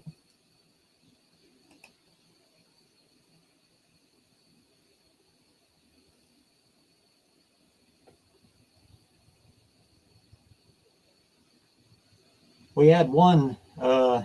He was out of Doc Bar Z. We called him Whiz Bang. Oh man, he was a cutting horse. He was best cutting horse we had, and but he had a bad habit. Every time you'd unsaddle him, he would turn as soon as you took the bridle off him. He would whirl around and he'd cow kick out. So every time you did it, you had to it was coming. Everybody knew it was coming, so you had to kind of jump back a little bit to miss him. He come around to it. I wasn't paying attention, and that he caught me right square in the chest, kicked me through the board fence, and into the tack room. Holy cow! I just laid there. Hey, what's going on there, Don? Hello, BareRose. Oh, just a day filling a dumpster. There you go. Oh, it's up at Grampsy's. Man, he's needed a dumpster for a while. He's actually got a garage floor now. Oh, really? Yeah, you can walk from one door to the other and actually not step over shit. It's been coming for a long time. It took me a long time to add garage to my name because everybody knows I got a saying that says, I don't have a garage, I have a shop. It's a shop. Never ever call your shop a garage, because if you call your shop a garage, that's what you get.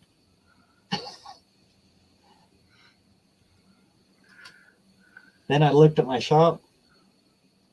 I had a garage.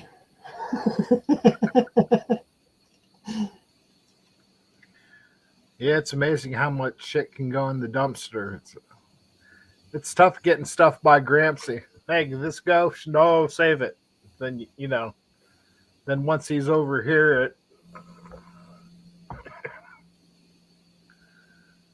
it's like, I've been oh, working on it for 6 years now. well, they've been living up there probably 30 some years. So there's a bunch of crap had to go. Saying they got the sunroom out back. There's actually a floor in that too, and outdated canned goods, but it's getting done. I mean, the back porch and the breezeway. Yeah, we had it was me, Ronnie, Wendy, and my sister Paula was up there today. We was going through everything. Still got more to go. Just household stuff everywhere.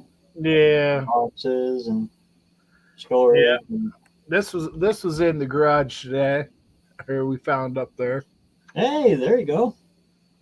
I mean, it Sure, sucks. man. It's got a dent in the corner, but it's amazing these old wax cans that they don't leak when they take a bump like that. Yeah, this is transmission and power steering fluid. And it says it on there like that? Yep.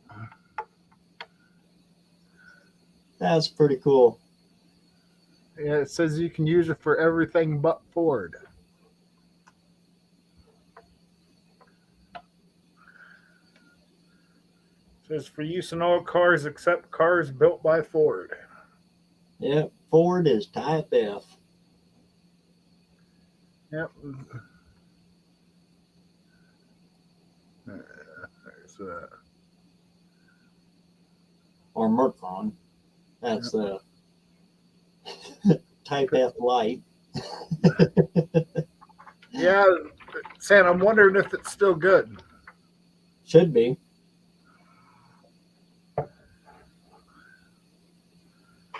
Actually, oil, if you let it sit, all of the contaminants will actually eventually settle to the bottom.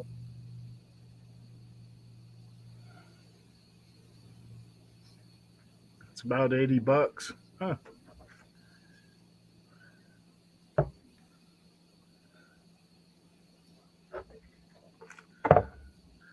Yeah, I didn't want to throw that in the dumpster. I don't know why. Just the fact that it's now I'm turning into a hoarder.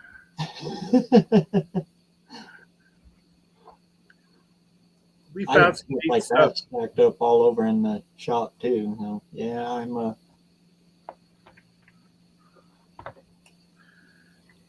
Yeah, found this in the toy box. Oh, hey, there you go. Tootsie Toy is a 55 Chevy pickup.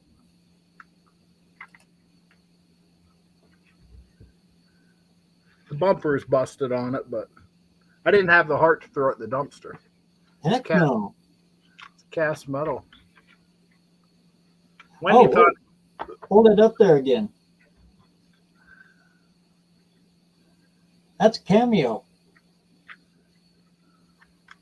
That's a 55 Cameo 4-wheel drive. oh, come on, cat, get out of the way. Yeah, I thought it was neat. The front axle's bent, but they're always bent.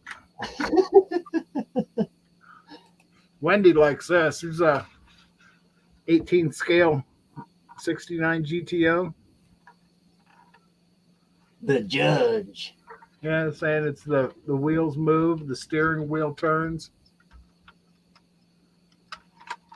Is it an AMT? It looks like an AMT. It is Ertl. Ertl? Yeah. So it's fairly detailed. Needs an alignment. It looks like my front end.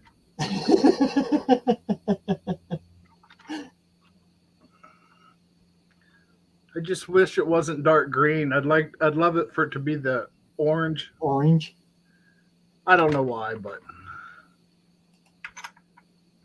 just neat little things.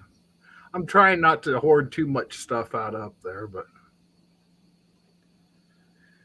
$89 for 5 gallons. That's actually not bad.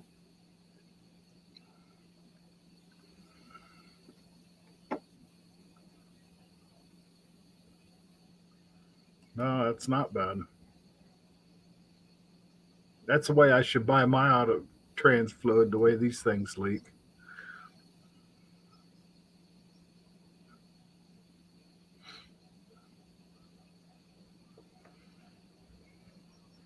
Oh, speaking of front end, I got these done There we this. go. Got new bushings put in yesterday. And all I got to Did you- do is wipe them down and paint them.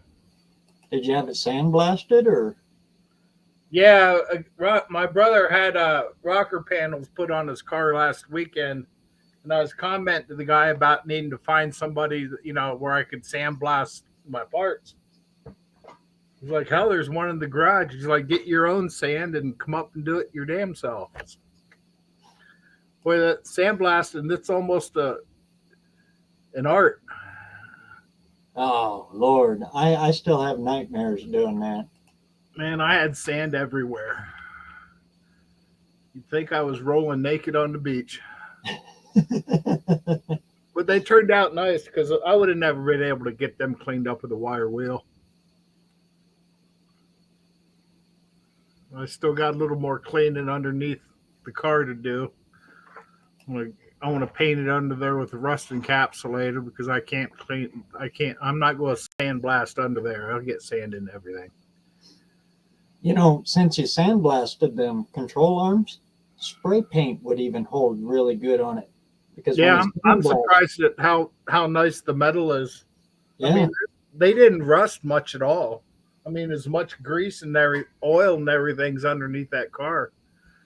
It was all pretty well protected.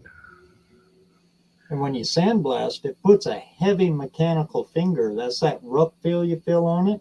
Yeah, it gives it that Paint third. won't come off of there now. Yeah, it gives it that third dimension. Paint Mhm. can stick to. That was a good live you did there, Perpetual. Boy, when you touched off that old slick, she beat it up there slicker than snot, didn't she? But boy, it bounced about as high as you did when it went off. Then you guys you got to go check it out. Go check out his rewatch his live where he's setting them. He's hand putting on a set of slicks, big wide ones. You got to watch him when he sets the beads. Oh, that's the fun part.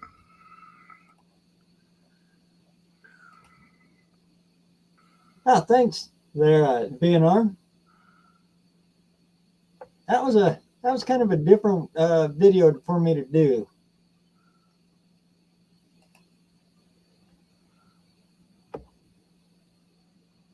But boy, I love those S10s for that. They are just so versatile.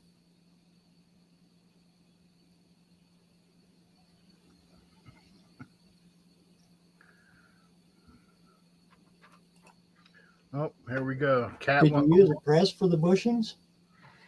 Yeah, my brother-in-law has it's a Harbor Freight press, but it's enough. Yeah, they weren't as bad as we thought they was going to be. I sandblasted those up before we did the bushings because I didn't want to be pushing that old rust through the cavities and everything. But once they popped, they pushed right out. Oh, I got to get the cat.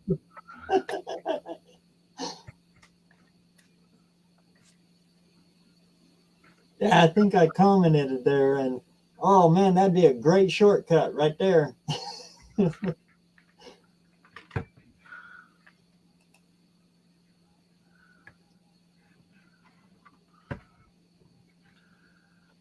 Used to be the spray bottle would work for the cat in a hurry. Now I think she's flipping me off. Come on. I almost literally got to shoot her right in the face for it to work. If she gets that bad, I'll just take her upstairs and lock her in the bedroom. Mine likes to jump up here and run across the keyboard, and then all of a sudden, oh, what the heck? I don't mind it when she comes up here and just lays down. She just takes up space. But then she'll get in the mood. She'll get up. She'll go over there and she'll start digging in the corner and chewing on my cords. And it's like, God damn, man.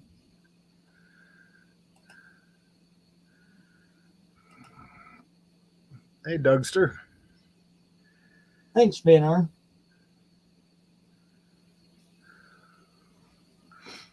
That's just the little things that I learned the hard way. Like that shoebox. Oh. And that's going to be a tough one to fix now.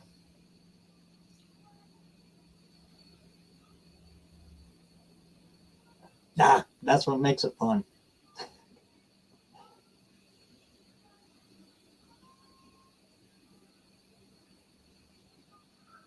Yeah.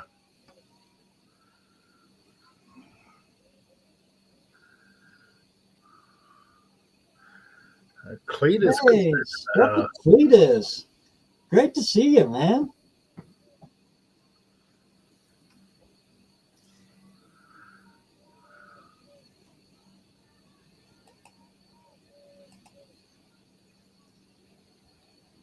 And the Dougster is here.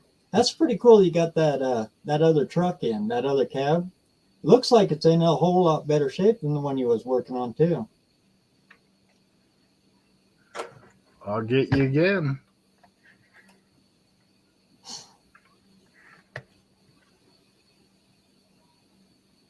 I'm going to step out and grab another cup here. I'm a dry. Can you hold down the fort for me for just a bit? Yeah, go get that caffeine. I'm going to stay in here and shoot the cat. My cowboy hand warmer's dry.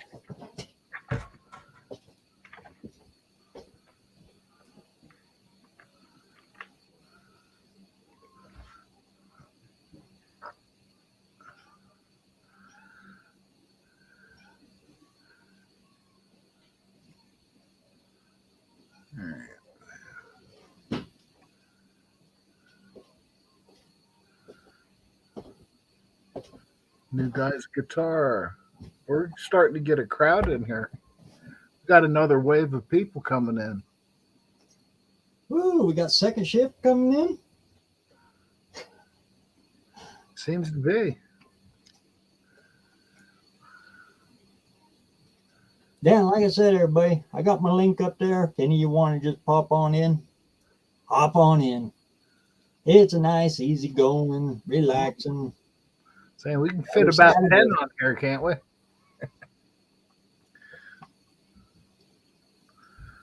Saying most everybody's on laptops, so I don't know. Most of them have built-in cameras. I don't know why more people don't stop in. It's a lot easier than all that typing. Yeah, that's why I started coming in on lives, because the cat was usually hogging the keyboard, or I got to reach over.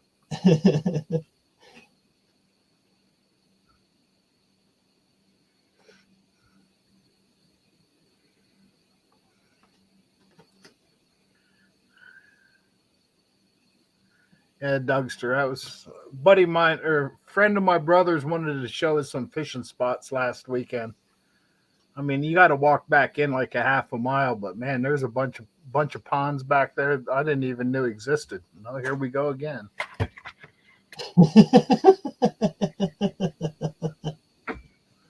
She's wanting to climb up in the glass cupboard this time. She gets into everything.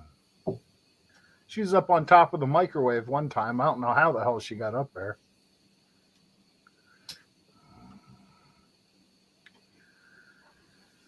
Yeah, that was a good day of fishing. Half of those crappies were measured like 15 and a half inches. It's like, holy shit, look at the size of these guys. For crappie? Wow, that's not bad. Usually they're only about hand size. Yeah, these things were saying, I was surprised. I got one that was a little bigger than hand size, and that was like, it's like, oh, that's a dandy. He's like, oh, they're bigger than that in here. Then we started catching them bigger ones. It's like then they started coming on. We caught like half a dozen of them in 10 minutes. It's like, it is with fishing. It's like they'll turn on and turn off. It's like flicking the switch. But I'm hoping to go back down for some more. That was some fun fishing. And my brother's buddy, he caught a small catfish. It was probably 13, 14 inches. It was a good eating size. Had it on the stringer, and it ended up a snapping turtle come up and was eating on that catfish. Said that snapping turtle was probably about this big around. Said it was big. Good Lord. Yeah. Yeah. Like, We don't have any snappers here, but we got a lot of bottled ones. And they're all introduced, pets that have been released and stuff. yeah, we caught a little bit of everything that day. Largemouth, smallmouth, crappie, perch. Caught a carp. I was surprised there was carp back in there. But it ended up a few years back, the river flooded pretty hard, and those ponds got a bunch of not native fish in them out of the river.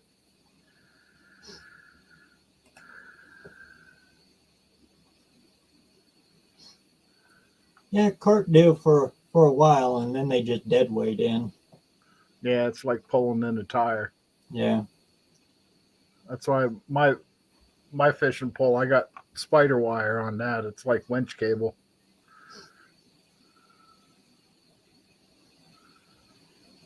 See people going down to the river with trout rods, with this 2-pound test. It's like, good luck, buddy.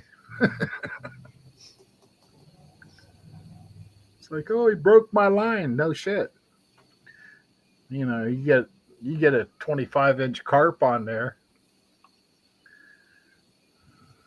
Or Was you cat fishing off boat or off bank? off the bank. Off the bank. Yeah, usually we just go down here to the dam because everything gets bottled up there at the dam. They can't go in it. If they don't find the ladder on the other side, then they're just, they're stuck.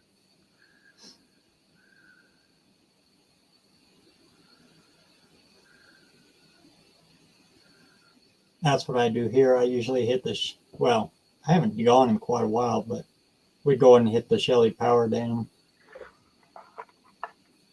Yeah, sometimes we'll just go across from the house over here and fish off the bank. If you catch something, if you do, you do. You don't, you don't. I'm just happy to be over there sitting in a lawn chair.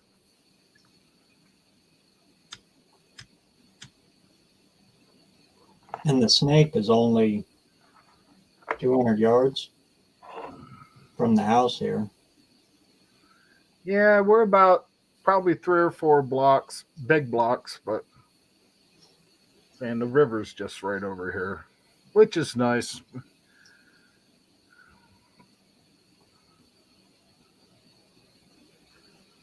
I mean, there's lots of carp tournaments and bass tournaments and this and that. Not that I ever get into them, but there's a lot of people who do.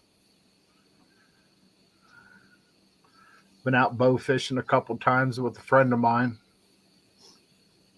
That's a lot of fun. You got to shoot where they are, not where you see them. Right.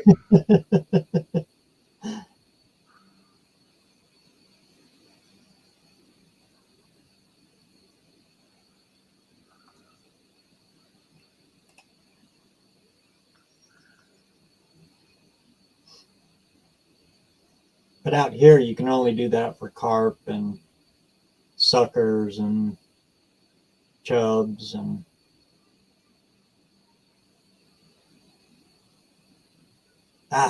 I still call them squawfish there. I don't even remember what the politically correct name for them is now, but everybody calls them squawfish. They're squawfish.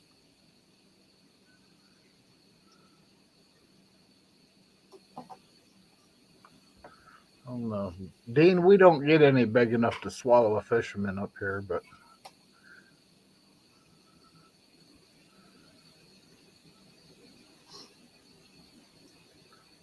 and we went out probably a month ago. First time me and my brother went out for the year.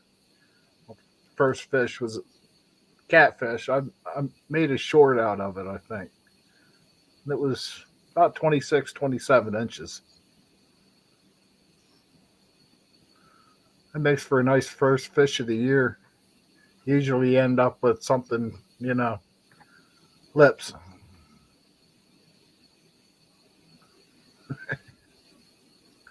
We get the big white sturgeon in the snake here. They'll go up to 14 feet. Ooh.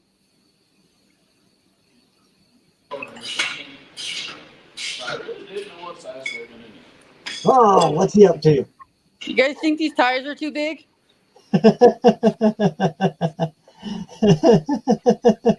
Actually, they look just about right. Yeah. This is our progress so far for the day. That'll work for the front. Looks good, guys. Looks really good. Thanks. Thank you. Proud That's to- not the permanent bar. That's just the mock-up bar. We're not using those. But the tires do still fit in the bed, barely. They have an inch of clearance on each side, so Oh, that's could be plenty. good. But that one is going to no name. All you need now is a 55-gallon drum. Cut it in half. There's your wheel tub all the way across. Who needs a wheel tub? Oh, yeah. Is that in the rules? Well, you need to make room for the gooseneck, right? Or the fifth And this wheel one? head. Sorry, that's probably loud. But just wanted to Oh, pop wait, in you and say guys hi. aren't in Idaho. If you're What? in Idaho, if you don't have a hitch on the back of it, that'll take your registration. Oh, we're in Colorado. It's cool. I'm kidding. Looks good, guys. Looks really, really good. Thank you.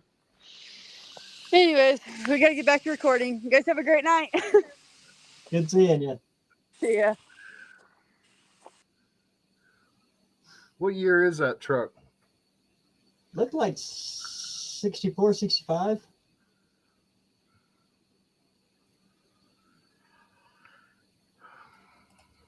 The pretty stout meats on there.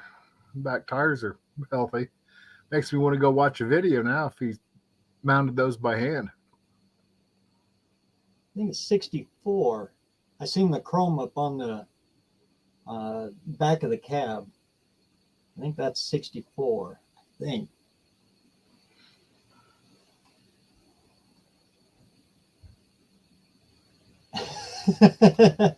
Brian's got it right. He's got it figured out.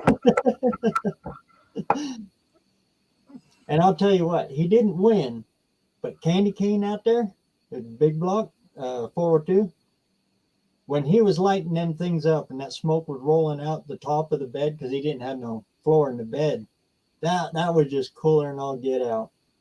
And he got those lights in the bed to shine up and emphasize through it. That was cool.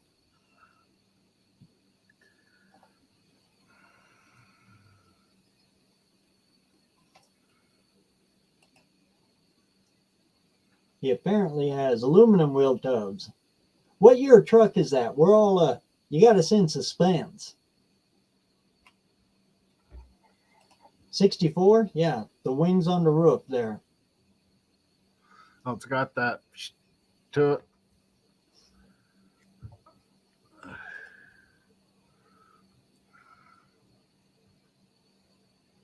$56. 56?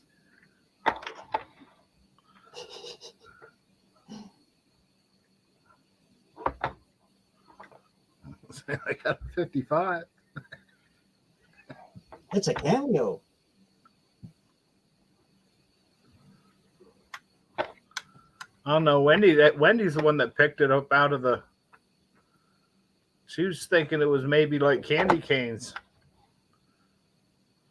But I didn't think his was that old. That's got to be a finger plug. Maybe a 65?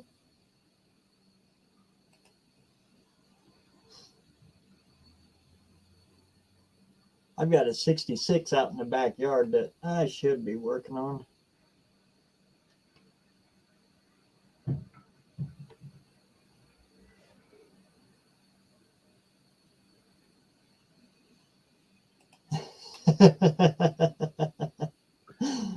I'm hoping it does. Well, when you get tires that big, it might grip. Oh no, then again, your surface contact, you got less weight per square inch the bigger the tire you go. So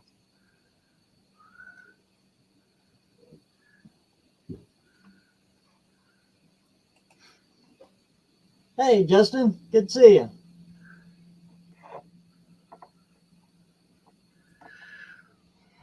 At 66, I got out there. That it used to sit out front, but sometimes twice a day, people had asked and stop and ask if I could, how much I wanted for that one. mm-hmm. It's the only one on the property I can't sell. Had to move that back. So I stuck it way back in the back there and hit it back in the trees.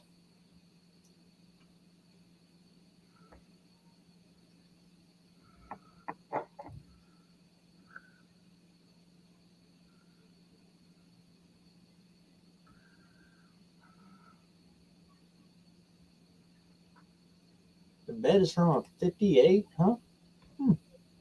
I've got a 58 too.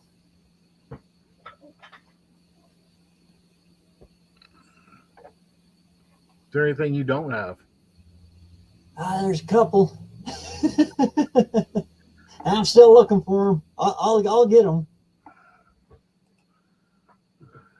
That 312 was just in there for a mock-up to see how well the Y block could fit in there.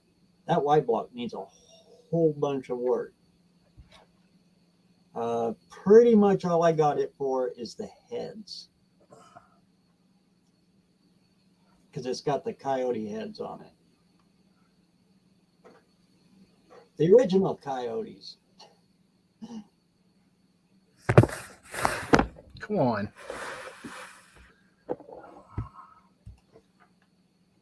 And they're called coyote heads because of the Ford part number. They're COTE, coyote.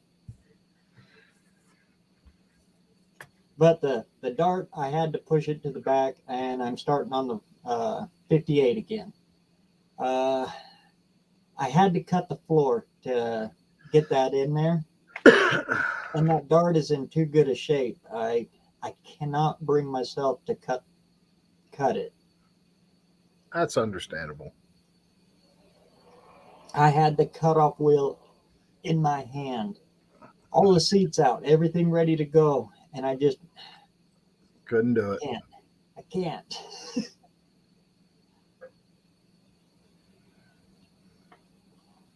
And you got all these projects, and I forgot one I can't keep up with. Well, I am keeping up with it, but these days lately, we've had such nice weather lately, I can't not go out there and work on it.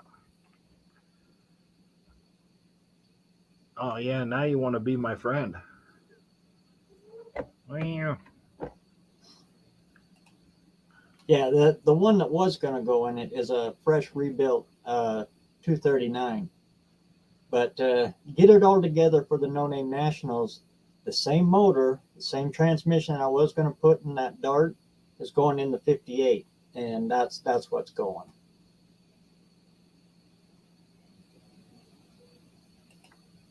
Yeah, it's actually part of how you do it on a budget too. When I run to come up to one that's going to take some pretty good money, I just switch to the next one until I can save up the money for the next one. And then that's why I'm always doing something.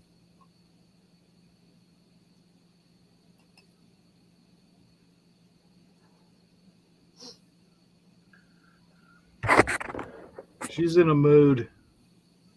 She wants me to pet her, and then she'll have enough, and then she'll be all over, make me bleed. What? Did you go up and harass Mom?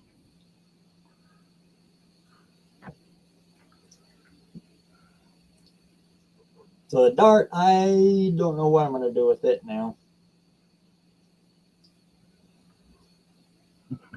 Probably just going to stick the slant 6 back in it.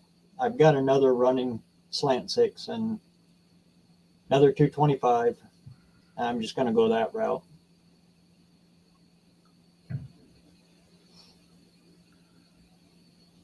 The only thing non-original about it is I'm going to raise the motor mounts on it. Because I already promised Ari the oil pan I'm going to need now. So, and as soon as I can get to the dang FedEx, it's headed your way, Ari. I did finally find a box for it, though.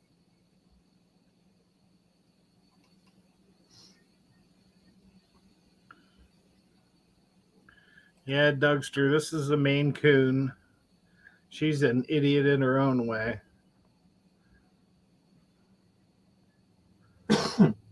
Yeah, any fluids. On that transmission job I got to do, this blew me away. It's for my stepbrother. He went over to O'Reilly's and they wanted it was a little over $11 a quart for the transmission fluid. He went to the transmission shop where it's generally more money, and it was only like $6 a quart over there. Blew me away because that's usually the other way around. All right. Saying that'll suck because I usually go through as much transmission fluid as I do oil.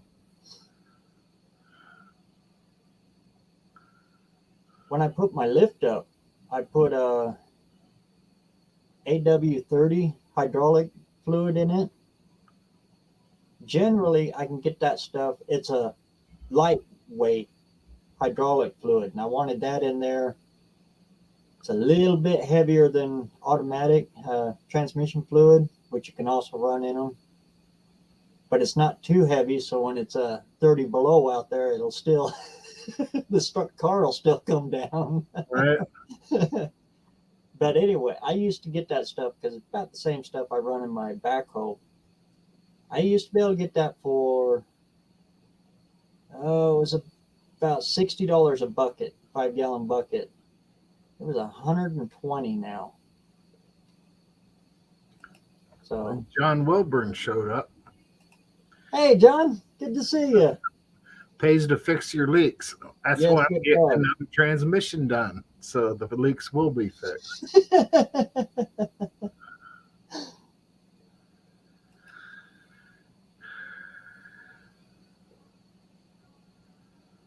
But other than that, I've been I got to go back and redo all my old videos because I really promoted the heck out of buying local instead of ordering and the pros and cons of ordering. So you always want to try to do it local. I have totally done the flip flop now. I would say 90% of everything from Rock Auto, all of that now. It's just way cheaper.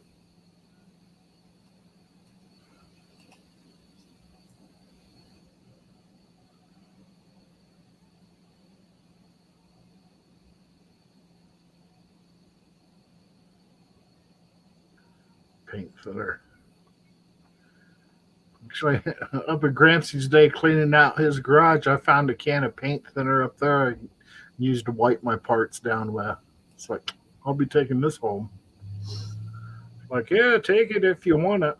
It's like I was taking it regardless. You'll never use it. He's saving stuff. Well, I might need that. It's like, Gramps, you will never need that again.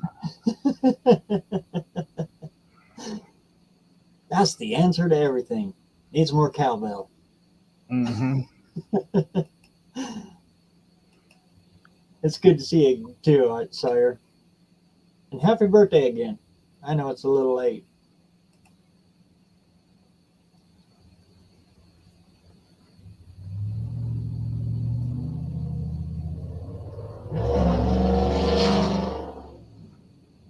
Yeah, there goes Wyatt.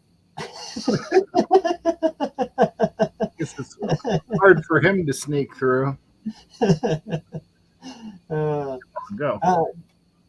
Wyatt, the guy that just went by, he's got a 72 Chevy pickup. He's a young kid. He used to come over to the shop when he was about, 10, 11 years old. And just anything he could do to help me and my dad. I couldn't be prouder of that kid. Uh, it- he built that truck. Well, he did it the old way. You stick 305 heads on a 350. Yes, you do get a little horsepower out of them, but there's much better ways to do it now. And he's got a 383 stroker he built in that now. But anyway, this kid's only 20. I think he just turned 21. And he bought the shop that I was going to buy here in our local town. He's got his own business going. He is one dedicated, hardworking kid. The new generation is out there, and they are getting stuff done. And it's kids like him that's doing it. Good for him. And I send everybody with fuel injection his way.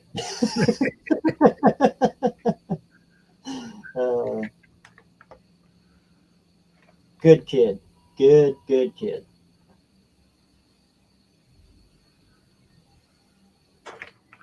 Oh, here she goes again.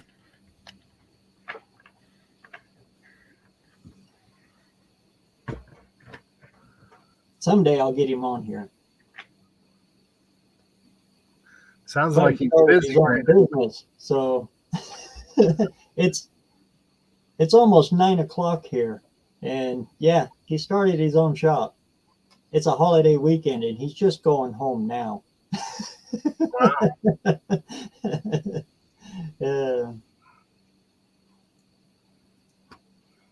Oh Lord, those were the days.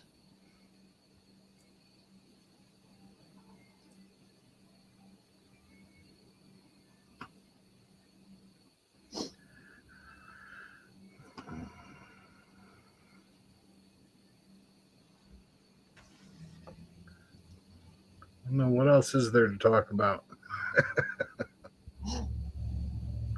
See, I'd never be able to do a live. I wouldn't be able to keep up with the conversation or keep it rolling. I'd have too much dead air.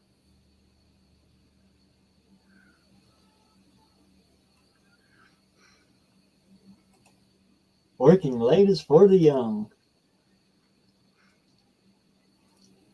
That's how I stay young.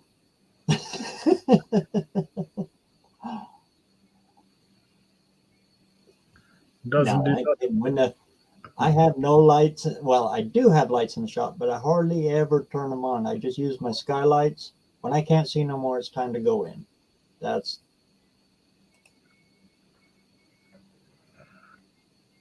keeps the family time going that way too.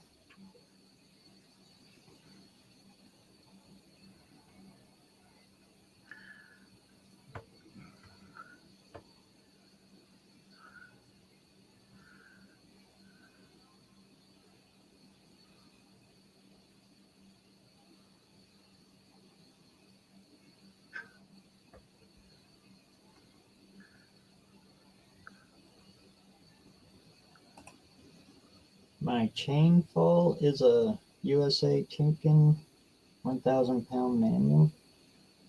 Got it in an auction for $5 and spent it. I did spend an hour and a half entangling it, but it's worth it.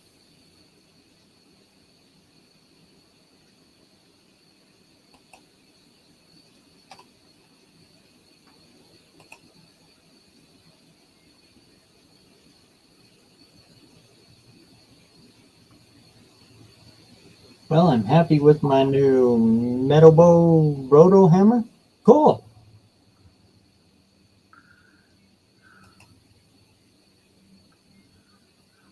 Yeah, at the No Names, it's just it's a great bunch of people. No arguments, no anything. It's just a big old happy family reunion. I sure look forward to it this year.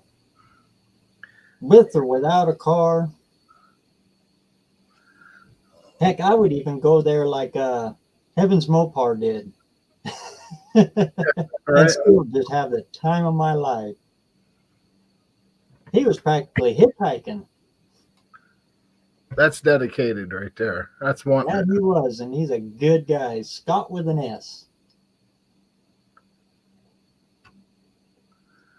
Yeah, I was on the live this morning. I can't for life of me I can't remember who it is.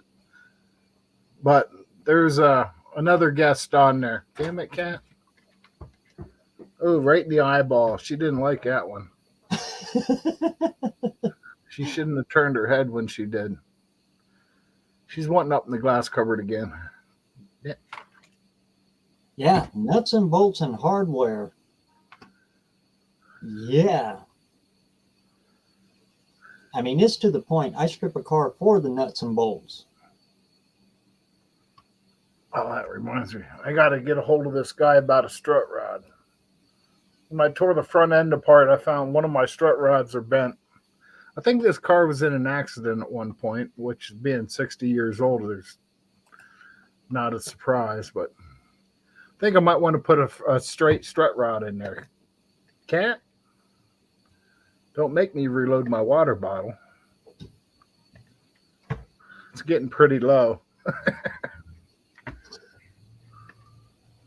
Is Maters in Canada with you there, Sire? I was going to say, if he's in BC, if he swings down this way, he's more than welcome to join in. We'll either convoy over or jump in the passenger seat or take the wheel. I don't care. We'll just go. We'll just go.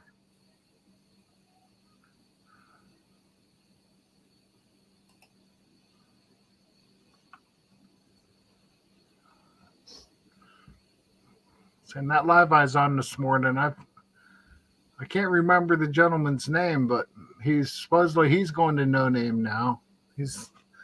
I'm not sure if he sounded like he registered, but maybe if I go over and look at John's, maybe he's on the list.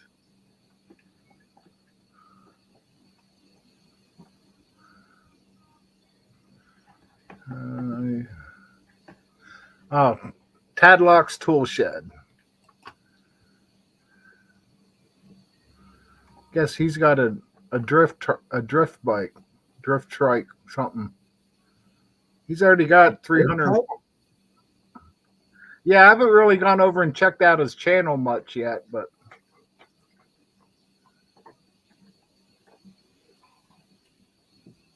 Who is it again there? Tadlock's Tool Shed.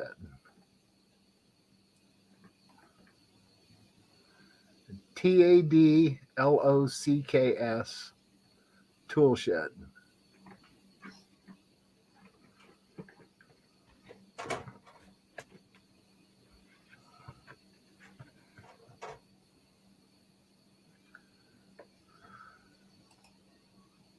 Boy, I tell you, there's endless content there. There was so much content there that I was too busy. I missed pushing that dang red button.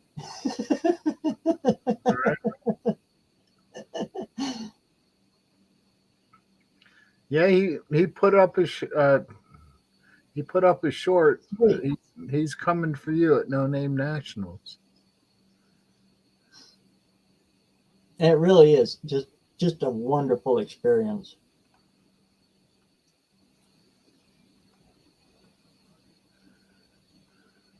You actually get to meet all these people. Yeah. Talk to them, have supper with them. It was RC Industry that was his live he had this morning. It was just a Saturday morning bullshit session, which is all these things are anymore.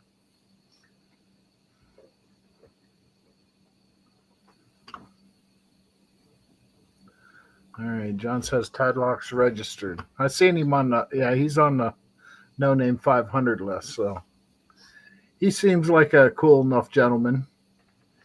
It's like he's always willing to have a good time with what he's got.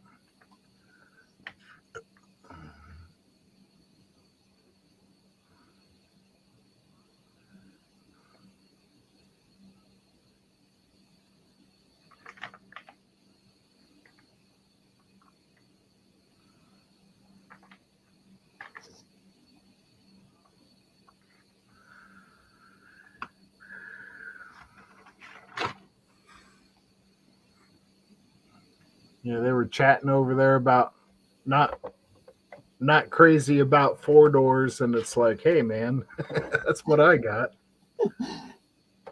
It's like both of mine are. Life's too short to count doors. Yeah. And it's a lot easier to get in the back seat. Mine's low enough you got to climb in anyway, even if you got, I can only imagine if you had to climb in a 2-door. Those wagons I got out there, my dad kept telling me, no, you got to build the 2-door. That's cool. I said, no, I want the 4-door. That 2-door, there ain't no way you can get in the back seat of that. You got any 2-door or got any 62 wagons, Giant wagons? Uh-oh. Get off me, cat. You're done. Yeah, Evans Mopar's got one. That's not a wagon, though, is it? Wasn't his wagon a 62? I know he's got a 62, but I didn't think it was a wagon. I could be wrong. I got to go back over there. He's been doing a lot of, I think he's been doing some house renovations lately. Yeah, that's what I got to get ready to do now, too. Had a leak in my addition. Uh-oh. I've been meaning to tear the sheetrock down anyway because there's no light in that room. It was all lighted off of floor lamps. And I've always wanted to put a, drag Romex up through there and wire in the switch and all that. But and you gotta run some wire, eh? Now I got the excuse to do it, I guess. Nothing like and straight. I hate drywall. Well, it's better than that horsehair and lapboard shit. Oh Lord, that makes a mess. Plaster. Ugh. Yeah, we did the 1-bedroom quite a few years ago now, but because then most of the house had new drywall and everything, but the 1-bedroom didn't. It still had a chimney that went up through the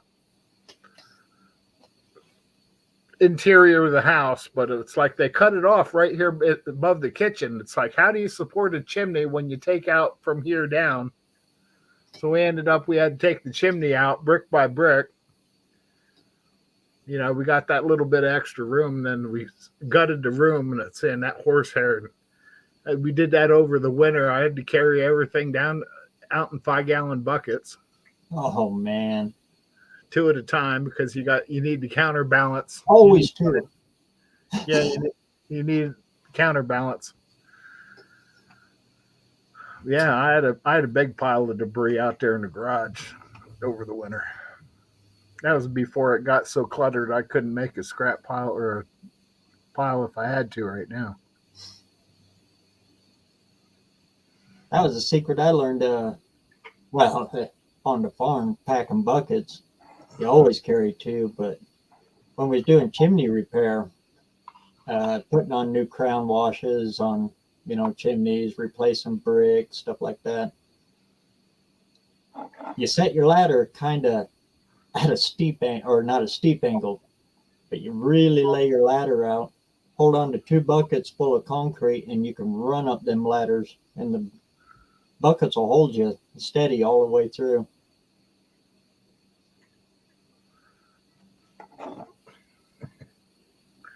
Yeah, Wendy's telling John about this we found today. 18 scale 69. The judge. Here comes the judge.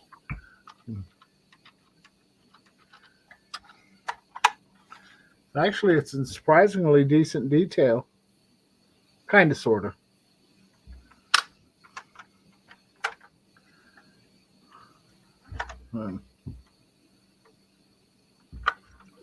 Didn't really get a good look under the hood. Oh no. Couldn't throw it in the dumpster. It's heavy. It's got a lot of weight. I always like those cars. I don't know. I'm just curious where Grampsy got it. Mom, he probably picked it up at a yard sale because it was neat. I admit I'm more of a Chevelle person, but the judge looked The GTO, the Judge, all of them, just, yeah, they look good too.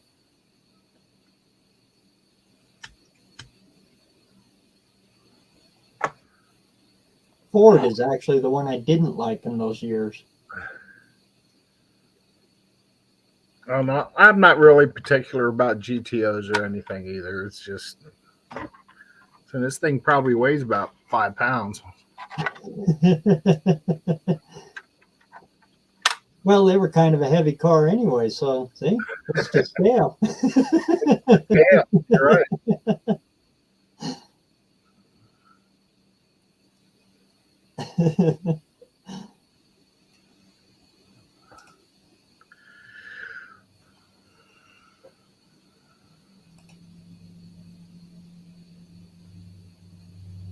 That would be pretty cool. Yeah, Wendy was wanting to paint it orange and make bullet holes for Dalton. It's like, he ain't going to want that. You can't put enough bullet holes in this thing to make it look real. You used to do that with model cars. You put them in the oven, and you wait Melt 'em until down they just a little bit. start to move, and then you can push dents into them. And Mm. there's a guy on here called Hennessy's Hobbies. His name is Doug. I've put him on my community page quite a few times. Boy, he does some amazing work with, models. Mm. Who's that channel that's, I think he's doing one for Irish Outlaw right now. He's doing the ambulance. Oh, really? I can't think of. It's like they'll come up on my feed for a couple days, and then it jumps around. But he does scale models. No, it's Matchbox cars. Right down, he makes the boxes, or he makes the packaging and everything. Prints the packaging and. Wow.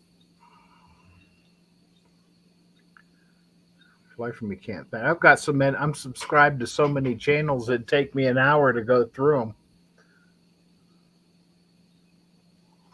I've still got more. I'm subscribed to more people than are subscribed to me still. Everybody does, that. So I go on it. If you got a channel, I'll probably be back. As long as you've got your channel set as you allow your subscriptions to be seen. Yeah.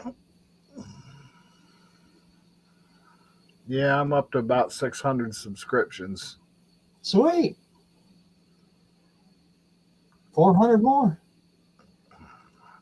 Well, I mean, just that I'm subscribed to. Oh.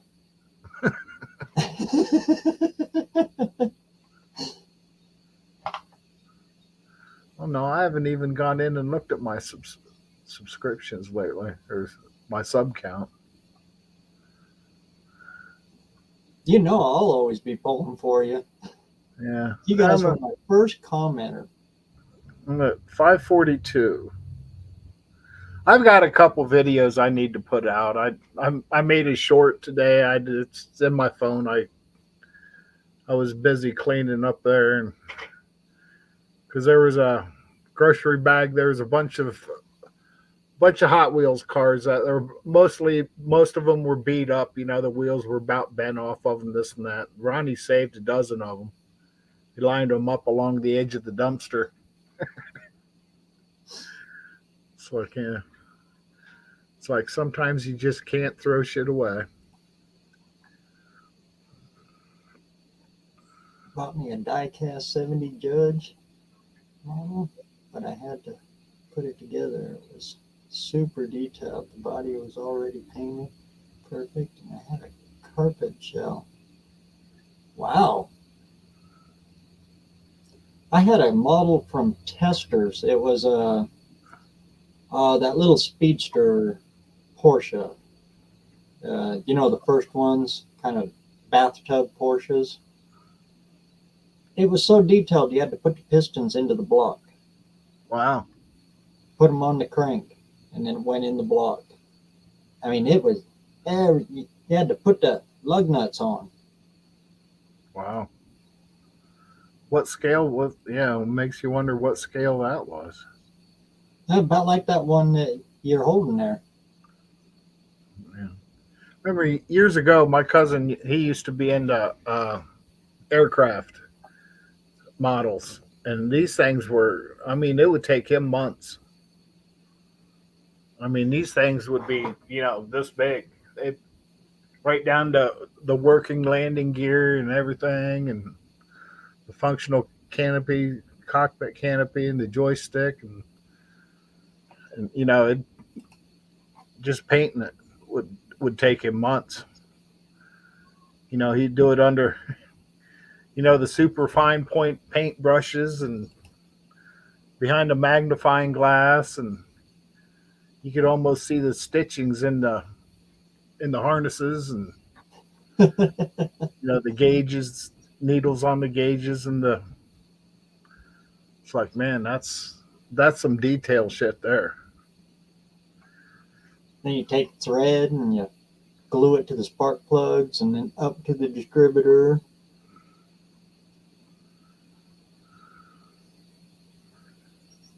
You give the string. That was my first bite into it. That's how I first started building cars when I was like 7, 8 years old. I remember we'd take one of those models and we'd have it done in a day. Wouldn't stop till it was finished. But most of those, that's back when you take them out back and run them down a board, and you'd catch them on fire and put firecrackers in them and saying pour a little gas on them. They'd run them through a flaming wall. And then we found the wonderful world of model rockets. Didn't make very many model rockets, but those engines, they worked real good in those cars. They'll turn them into jet cars.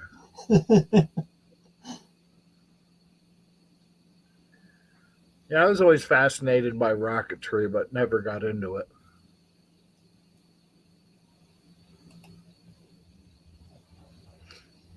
It's like I'm always find myself going onto the NASA channel or whatever, and like these SpaceX, I used to sit and watch these rocket launches. It's like, oh man, I'd set my alarm.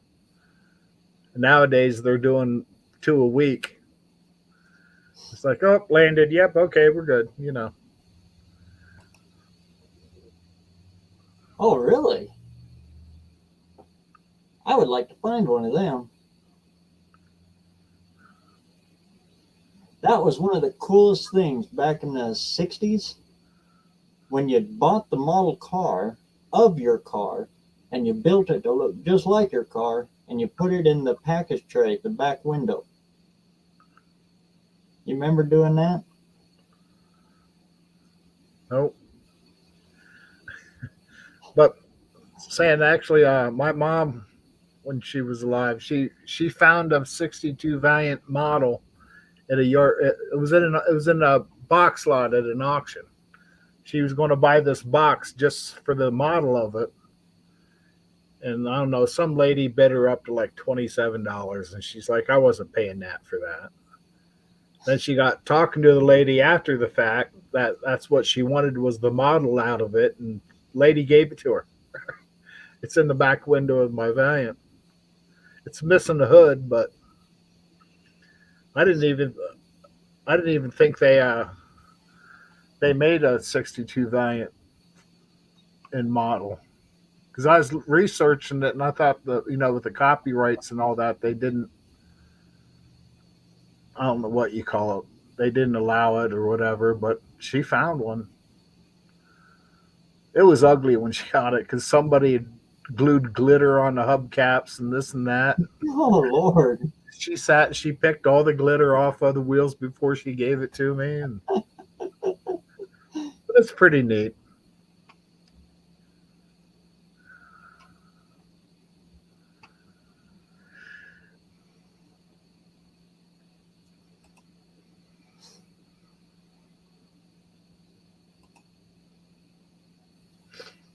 Dad did those, and model airplanes.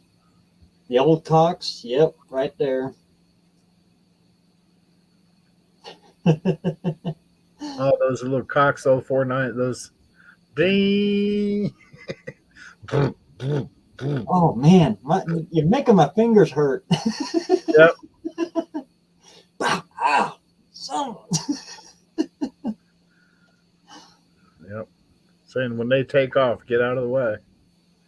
Oh Lord! And then the ones that had they were remote, but they were stringed, and you just fly in a circle. Yeah, I You're had one. going around and around, and it catch the clothesline. Oh man, that sucker come right around and zap. Yeah, they get tangled up in a hurry when they do that. Yeah. Or you get dizzy and just fall down, and it comes back and gets you. Yeah.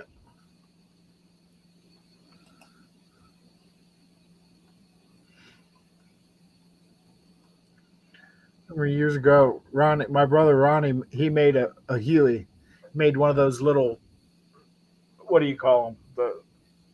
It looked like a landing zone in Vietnam. You know, it had the soldiers and this and that.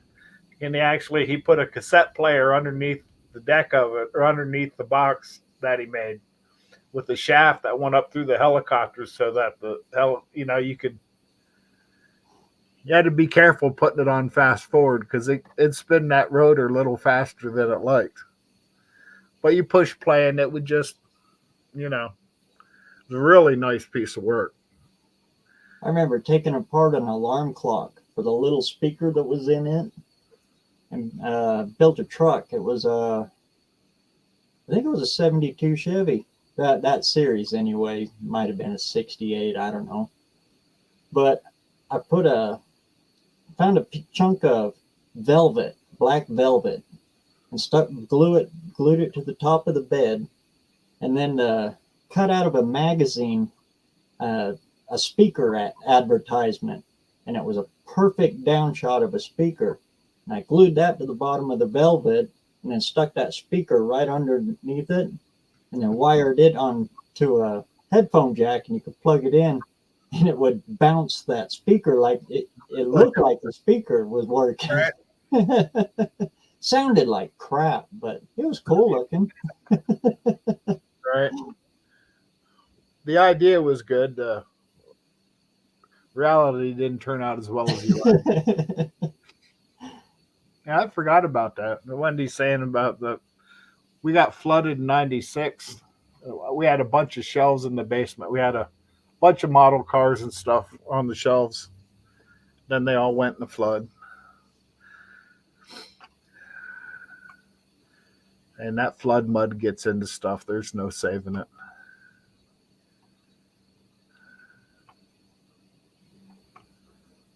Yeah, last week we had a lot of homes around here flood. We're about ready to go into drought mode here.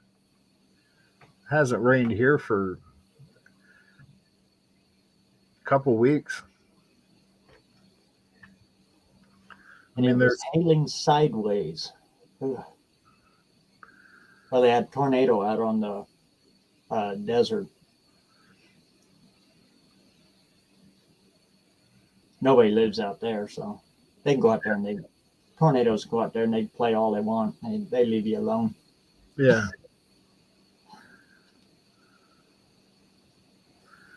Nothing like Oklahoma or anything like that. They're right. pretty small.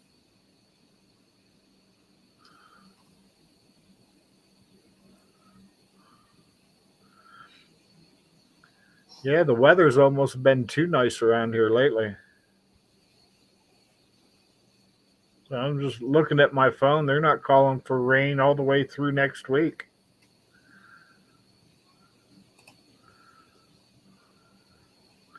Calling for mid 80s. 81, 85, 80, 82, 89, 87.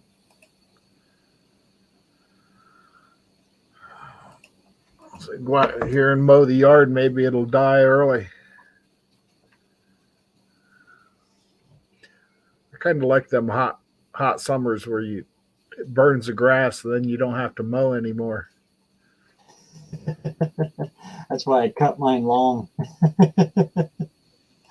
I almost mowed mine today when I got back to the house. It doesn't look bad. We're past the dandelion stage. That was a couple weeks ago. My yard was yellow.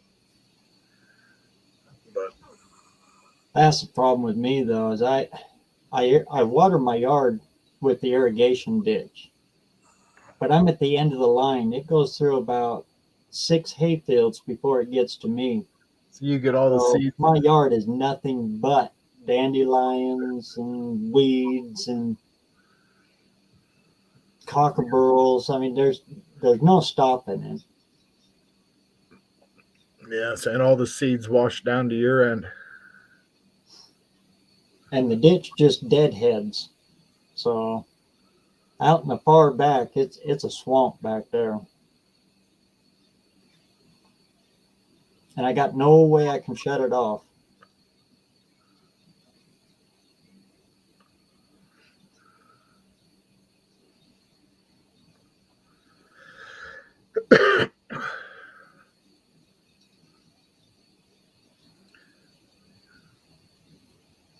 But it works.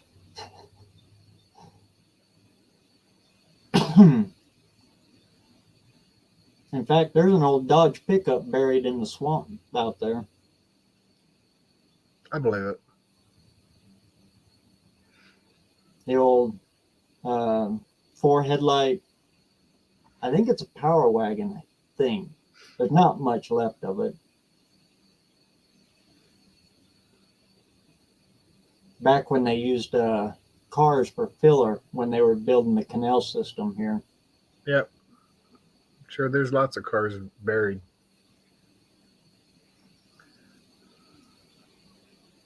You walk the riverbank and you can see where they used them to shore up the riverbanks too.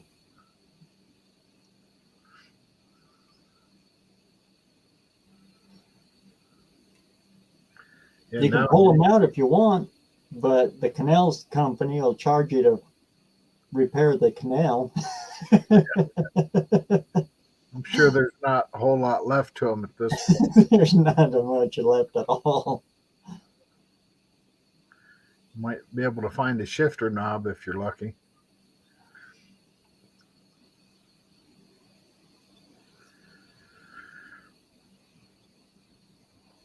Dougster, wouldn't dandelion salad be yellow? Oh man. My great grandma, she was from Sweden. One of her cures for I guess it's an old world thing. One of her cures for the common cold was dandelion tea. And it works. It works great because it tastes so bad that you will never, ever admit you got a cold. Oh, that's how it works? Okay. God, that was nasty. Oh.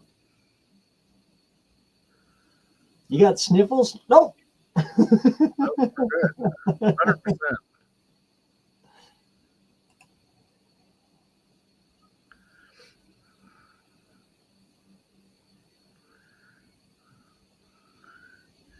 Yeah, Dean, that road salt around here they're trying to get away from the road salt. But cars nowadays, they rot anyway. The metal they use nowadays, I think, has been recycled a dozen times already. So the quality of metal just not there anymore. There's a guy that, yeah, he made dandelion wine. He just lived kitty corner to me. He made wine out of everything though. I was going to say, you can make wine out of about anything. Huckleberry was, wow, that was good stuff. But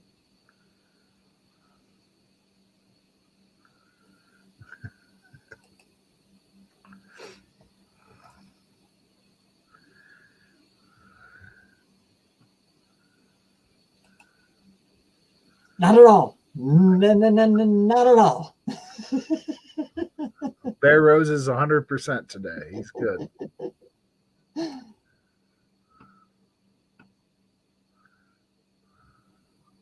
That and Applejack. Oh man. Oh. Oh Lord. You know, the Applejack they make nowadays is pretty good stuff.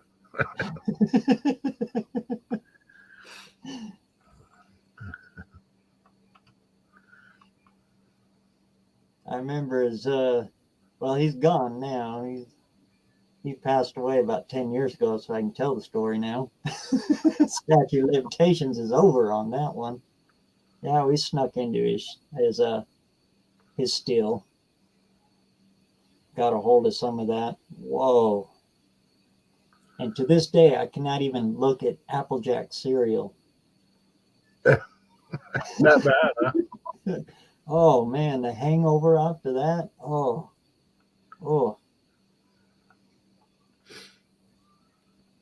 Yeah, I got 2 elderberry bushes in my backyard.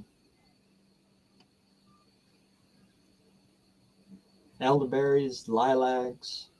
Oh, that reminds me, we got strawberry season coming up. I should be here in a couple weeks. Love me some strawberry shortcake. I don't bake, but I'll make that.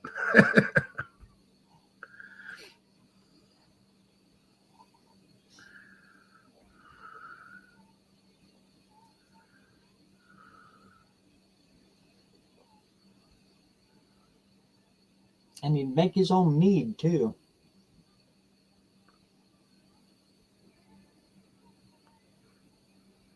I'm saying years past, if you wanted anything, you had to make it yourself.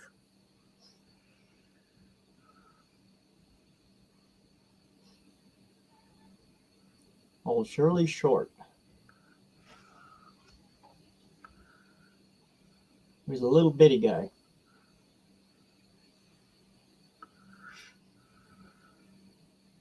That's what he did too, is he was a beekeeper.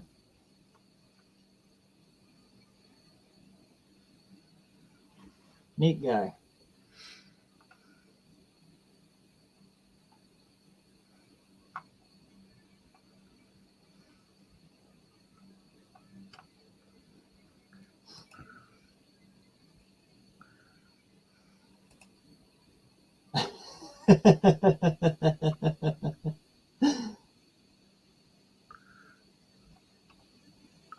It was elderberry, but huckleberries we'll get around to huckleberries. Used to be a lot of good huckleberry patches around here, but a lot of the good patches people have bought up and put cabins on them. Fenced it all up, put no trespassing on it now. Yeah, I remember years ago, Mom would send us out to go pick blackberries, raspberries. Yeah, hubby, you gotta be careful where them are. Those aren't your friendly little black bears. Those are the big guys.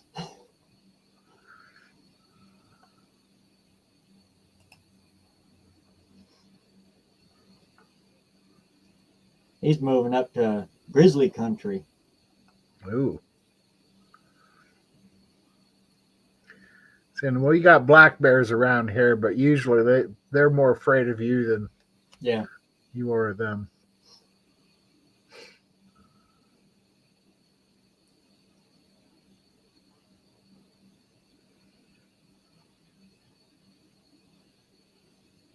Yeah, we got quite a few black bear around here too.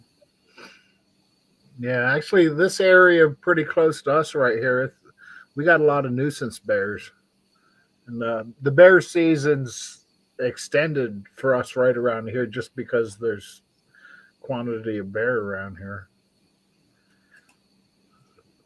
That it does.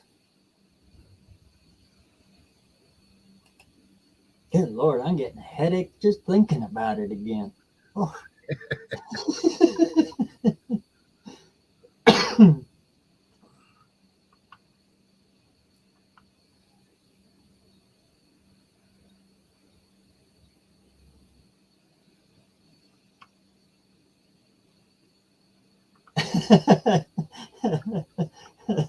Oh, speaking of that, oh, old Wayne, the guy I was talking about earlier, the drag race and the janitor that we had.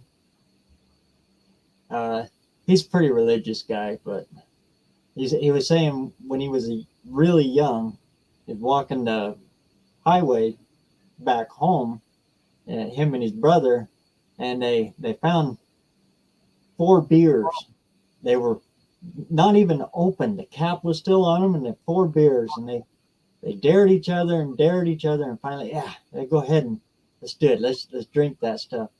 He said, you know, that stuff tastes just like pee. And he never touched the beer after that. I said, Wayne, it probably was. Probably was. Wow. Back then, you just driving down the road, you put the cap back on, did your business. And Yeah. oh, well, it worked. It cured him. He never had a beer again after that. I can see how it would turn him off. Yeah, I remember we pulled into a truck stop back on when we was out on the road, and it was late fall. It was starting to get really cold. I remember walking around. I always used to walk the hauler to make sure, you know, tires are good, truck's still on the hauler good, and everything. And walked around, and there was looked like an unopened full bottle of diesel treatment. I reached down to grab that. And I thought, oh wow, brand new. It's not even. And then it clicked on me. Now this is a truck stop. It's a truck stop. That It's ain't full, all right. It's full, all right.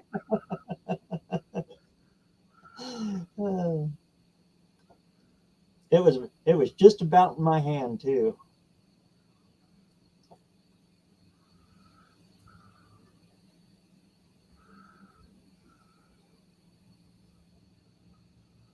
What gets me is that they could at least dispose of it in the proper way.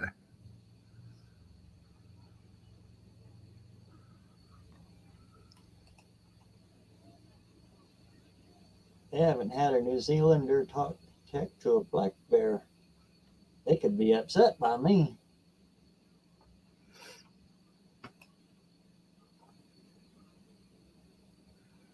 New Zealand is one of my dream hunts. I'd like to go down there for red stag.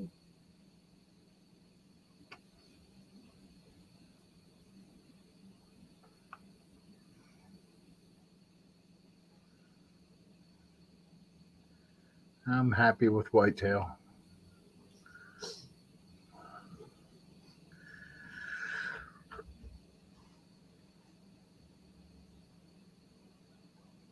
Actually, well, black bear, it tastes a lot like ham. It's got a porky taste to it. Kind Yeah. of salty. Get the fat out of it though. In fact, get a spring bear. Fall bears. Yeah, time of year makes a big difference. It's like deer right now. It's a bad time of year for deer because the hormones are going crazy. Between does having their young and the antler growth and this and that. Usually strawberry season's when they start getting good again, they say. That's what I've always went by.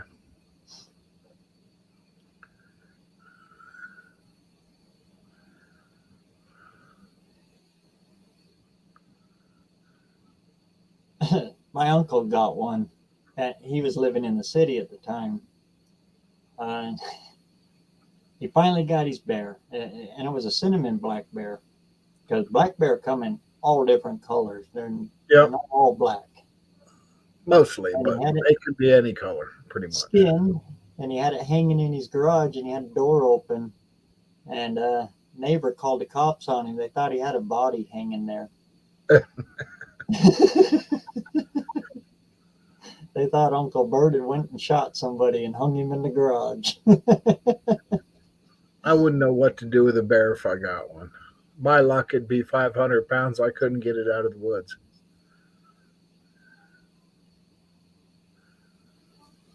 I guess dragging them's a real chore too. It's like dragging a bowl of Jello, Yep. a bag of Jello.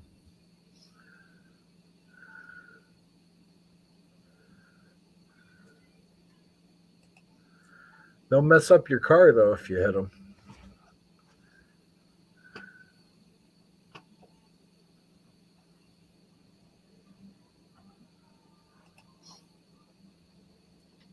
Yeah, here in Idaho too, it's a once in a lifetime. If you fill the tag, you can never do it again.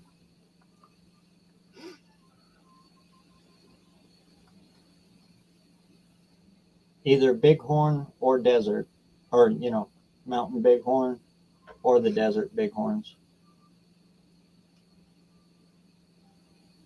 And if you're driving through Chalice, you got to be careful of those things. Those things hate people. And they sit up there on the top of them cliffs and they'll kick rocks down at the cars.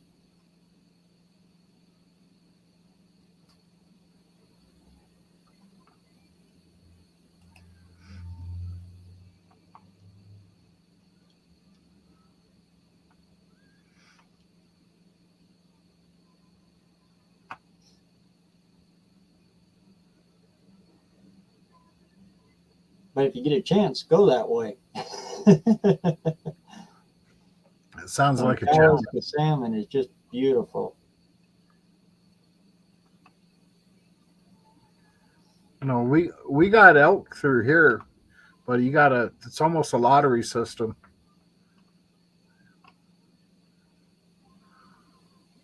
Elk here, they're everywhere. Yeah, there's quite a few run up through the mountains here. Saying it's you got to put your name in for lottery system. That's if they draw your name, and the money you got to spend on it's just ridiculous. They say, what are you going to do with a 1,200-pound bull? I don't have that much freezer. The only thing I hunt for is something I'm going to eat. So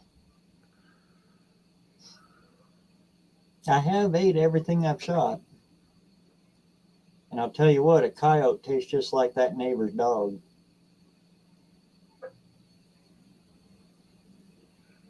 well, I wouldn't be afraid to shoot a coyote. So I almost had a shot at one a couple years ago over here across the river. I mean, I was so far out in the woods, there's no way it could have been somebody's dog. But here in PA, if you find a dog running a deer, you're legally allowed to shoot the dog. Because a dog will run a deer to death. Most of the problem coyotes, they're actually coy dogs. Those are the ones that are bred with dogs. And Then my lighter's not dead yet. It's still going. wow, Scripto that still lights? Yeah. Saying it's almost out of gas. I thought it was going to run out a couple days ago, but it's still trooping. If there's any kind of a breeze, I can't get it to light, but I'm not to the point where I got to hold the tab and strike the wheel. Or take the metal off of it just to get that. I mean, I can grab another lighter. I can grab another lighter and throw that away, but it's still producing, so it's still good money. I've actually got a coyote tattooed to my arm. That was my totem animal. It's the only animal you can throw in any environment and that sucker will survive. Yeah. You got them in New York City, you got them in Mexico City, they're everywhere. Yep. They'll adapt and overcome. Dougster. Those coyotes are wily for sure.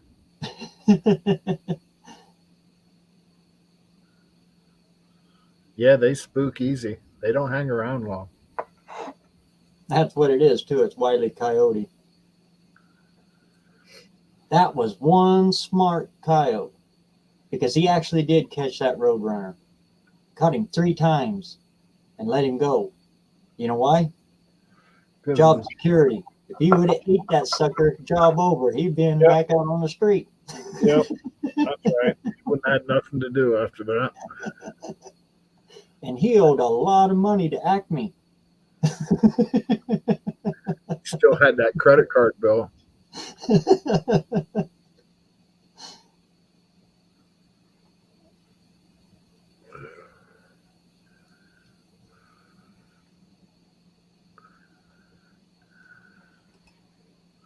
For years and years and years, there was somebody had done like a home video. It was one of the first video animations, computer animations for YouTube, for the Pearl Jam song Wish List. And it was about a Kiwi that was learning to fly, and he was trying his hardest to fly. I don't know what happened to it, but that was one of the coolest videos, music videos ever made. And it was made by an amateur here on YouTube. God, I love that video.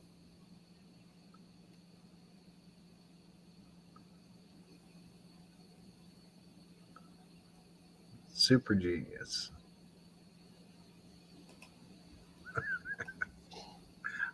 I got that t-shirt too.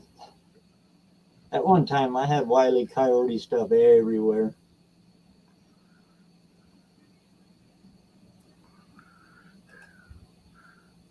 I don't even know if you can find Wile E. Coyote on cartoons anymore. Heck no, he got banned. He got Me Too'd. Yeah, I remember that was one of our greatest things back in school was to wake up Saturday morning watching cartoons with a bowl of Cheerios. Yep. And you know what? Jimmy Carter made me a Republican. Because he did his presidential updates on the Iran-Contra affair and all that stuff on Saturday mornings. We only had one day. Yep. And it was only like for 6 hours. That was it. And that was all the cartoon time we had. We didn't have no Cartoon Network. We had Saturday. Right. And that's some gonna do his presidents. He was on every freaking channel on Saturday mornings.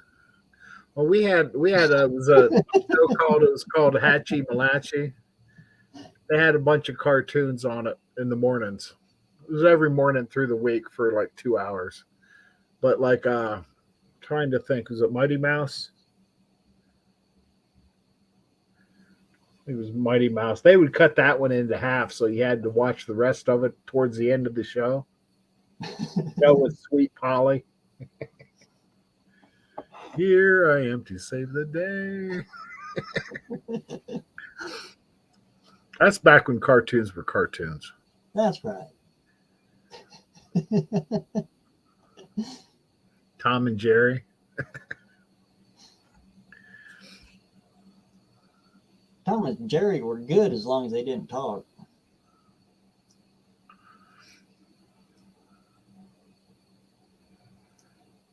Foghorn Leghorn.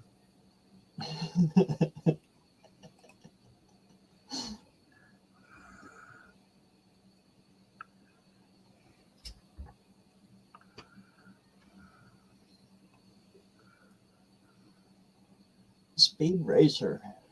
Speed Never did get into that though. I still can't get into the anime stuff. I like the old frame by frame animation. Even though it'd take them like 4 years to do a half-hour long cartoon. Right.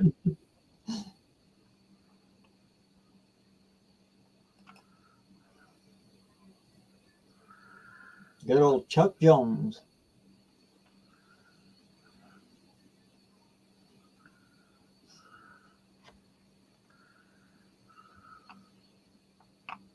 At one time, I had a picture. It was a great big picture of all of the Warner Brothers characters standing in front of a casket with their heads down, and it said "A moment of silence." Chuck Jones, for when he passed away.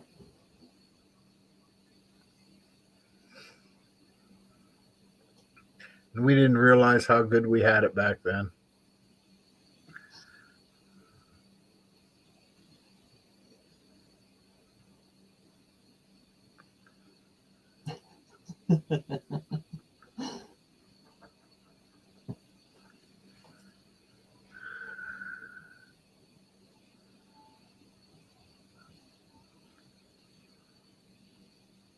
Yep, Mel Blanc. Yep, Mel Blanc. Oh, wait, it was for Mel Blanc. It was A Moment of Silence, Mel Blanc. Sorry.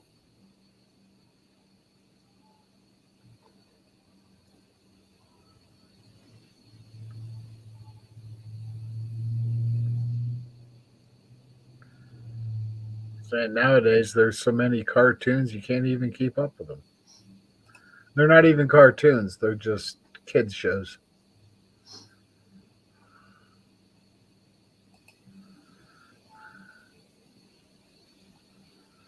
Yeah, I was wrong. I was slip of the tongue.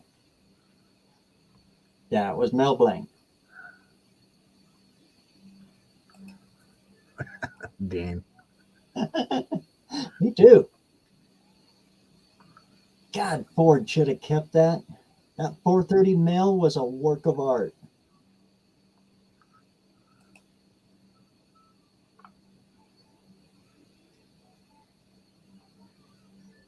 Well, it did kind of live on. The Max Wedge is very similar. It just went to Mopar.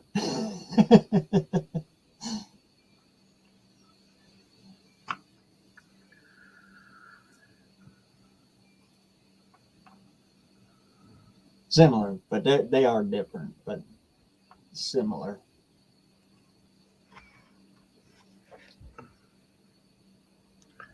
It's going on midnight here. Holy shit. Where'd the time go?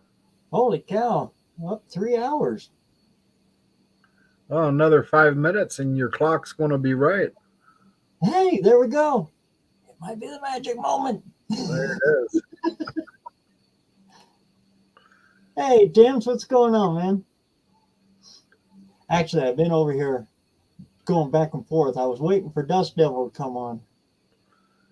Lone Ranger. I don't think he's doing a live tonight.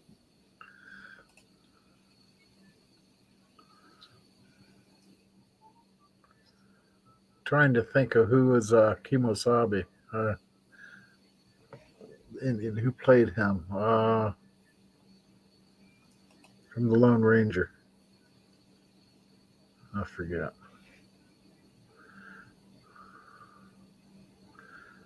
But why he wore his headband so tight it cut into his forehead, I don't know. Oh, okay. Next week at 9.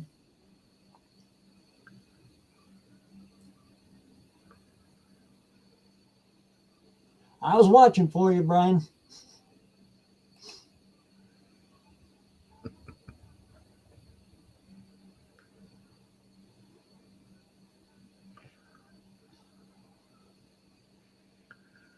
Yeah, the good old days when cartoons were cartoons. I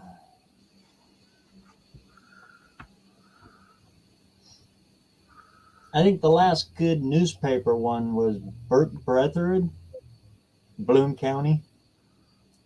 You remember those? No, I don't remember that one. Had Bill the cat and Opus the penguin. That's sad. I think about it. I used to remember reading the comics in the newspaper. Yeah. Remember those always in the back section. We had a small paper around here. It usually only had 3 sections. Sundays was about that thick, but Yeah, just like here. back then it was a Sunday Grit. Quite popular. That thing would go out fucking, distribution was huge for the Sunday Grit. But half of it was flyers and advertisements and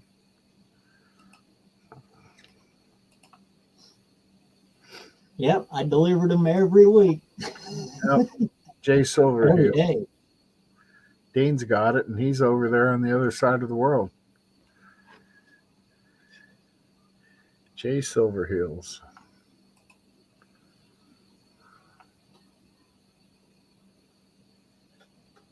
Yeah, hang in there, buddy.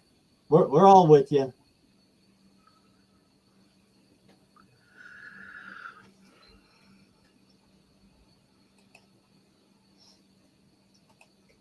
Black and white TV. Yep.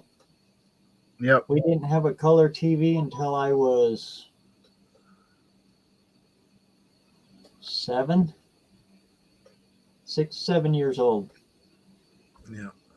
That's back when you had channels 2 through 13. We only had 4. Well, that was all that was on the TV. I don't know how many actual channels. Yeah. I remember having to fight for the TV and watch Dukes of Hazzard back in the day. Didn't have a DVR or anything. You couldn't record them. That was back before VHS. And if you missed it, you missed it. Yep. You had to get lucky and catch a rerun later on. Yeah. Yeah. Years later. I remember me and my sister, we used to fight over the TV Sundays at 7. She wanted to watch Sonny and Cher. And I forget what show we was wanting to watch, but yeah, it was always a fight over the TV. Nowadays you can record 3 things at once, and if you gotta, not the only TV I care for anymore is the news. That's because I like to watch the weather. And my NASCAR races. I like to watch NASCAR.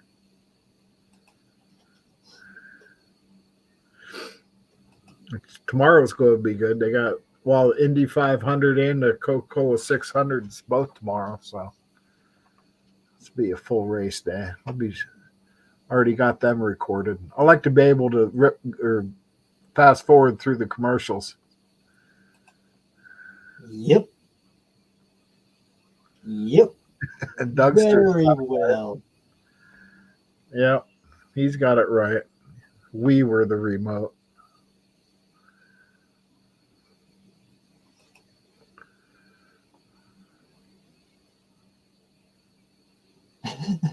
Up at the ranch when my grandparents were up above Mackey, we'd have to move the TV over to a corner and get the rabbit ears just right, just to get a fuzzy picture of the Dukes of Hazzard.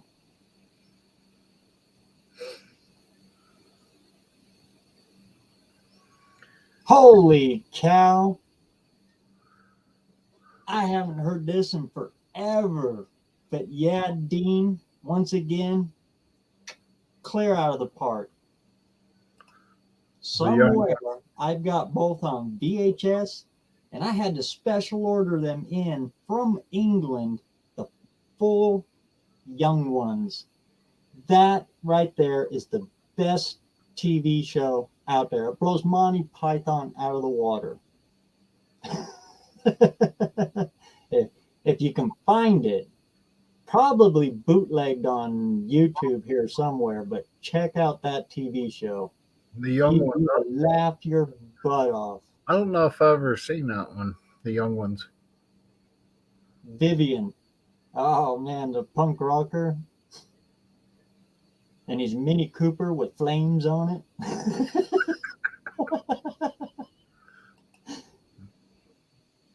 Oh man. Out of the park, Dean.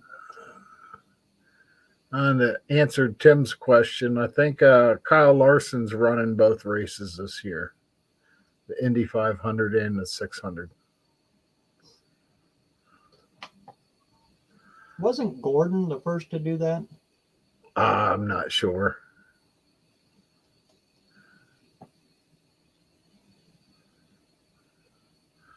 There was a few of them did it.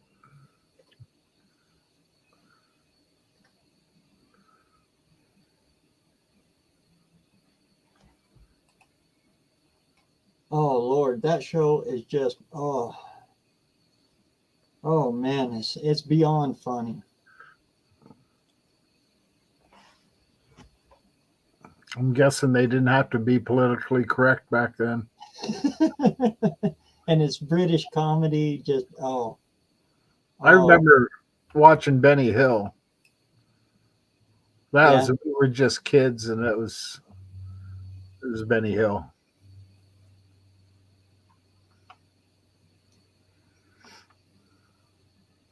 This is kind of the almost R-rated Benny Hill. I don't know. It's completely different. But yeah, it's just a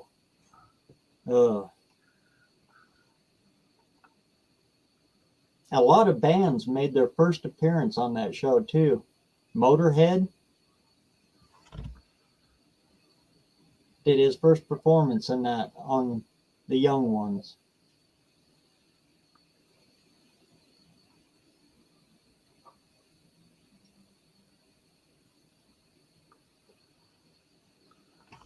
Yeah, you'd be saying Robbie Gordon. He run both races there a while back.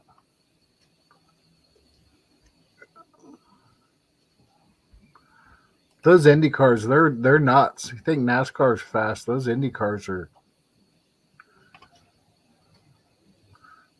I guess they're running laps of like 234 mile an hour.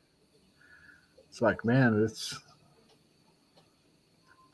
reaction time's got to be ridiculous.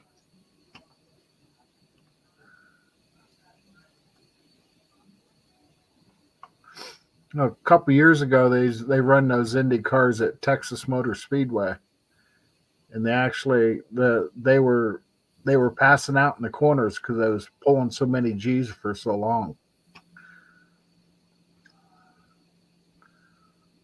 which is downforce on those cars is ridiculous. And it's a lot different racing. You get behind somebody and try to draft like NASCAR, all that downforce goes away. Yep. They'll actually lift.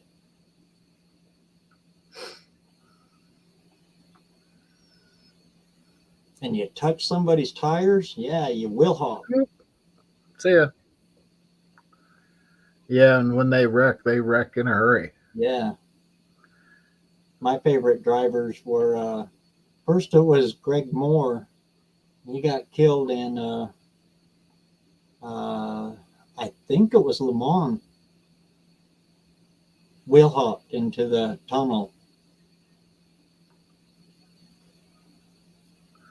All The right. other one was Alex Zandari, and at one time he was the highest paid athlete. He drove the Target car.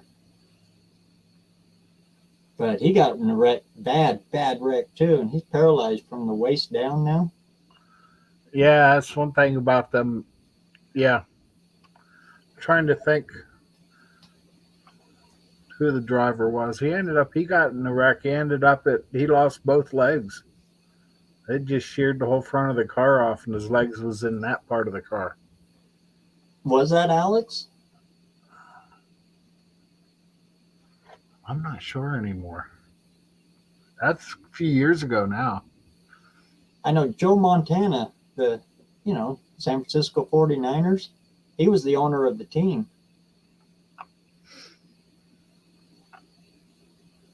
It's been a long time ago.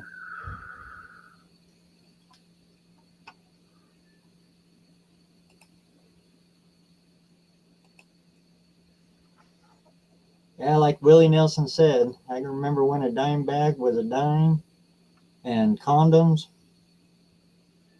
I don't know, we didn't use them.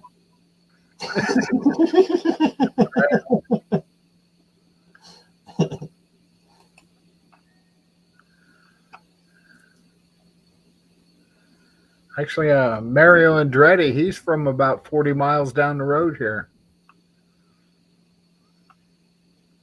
From what I've heard, my real dad, he knew him, which is probably back in the late 60s, early 70s.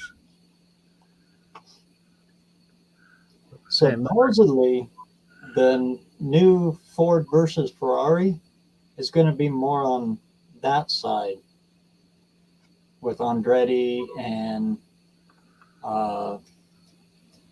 McLaren, and Foyt. AJ.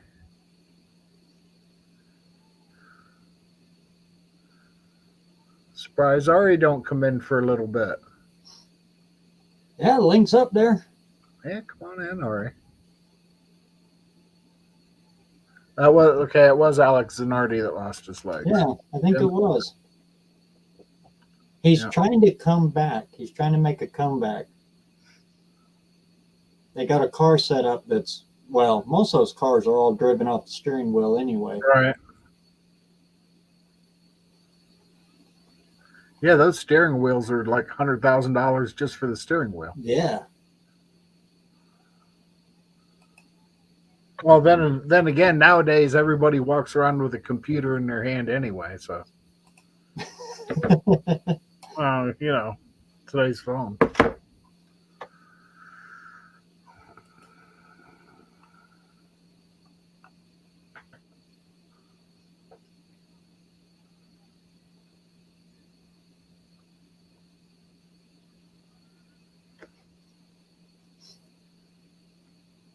Coming down. That's about the time I quit watching that. Is when those guys went. Happened in the same year.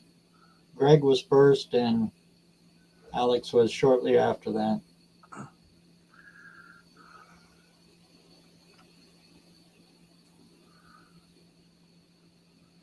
Then I was big on NASCAR, so I just would. Good Lord, I used to have NASCAR parties. Everybody show up at the house. We watched the race. And me and Wendy, we used to work Pocono just so we could free infield tickets for the weekend. You guys are close to the triangle? Yeah, we're probably 2 hours. Saying Pocono's about 2 hours that way, and Watkins Glen's about 2 hours that way. So we got both the Glen and Pocono.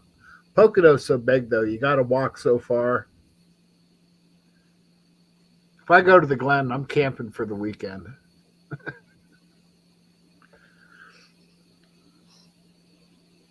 Watkins Glen and Sears Point. Those were two of my favorite tracks, too. I've had my Valiant up to Watkins Glen twice. Saying I dressed it up as Petty back there. Saying they're all refrigerator magnets. They're not good for the highway, but they're great about cruising around the infield. People used to eat it up. Then we used to camp outfield, and we didn't have the credentials to get infield. But I'd just pull into traffic going in the tunnel, and they just waved me right through like I belonged there. And we'd drive around the infield until the motor started overheating. We'd find a shade tree and pull over and park for a half hour, 45 minutes.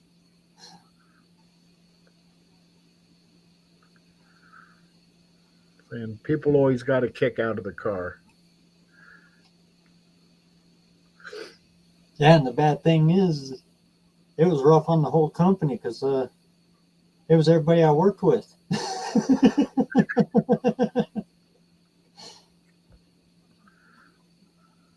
Yeah, that was back in the younger days. That was back before I had hangovers. I had hang-ons. Hang-ons.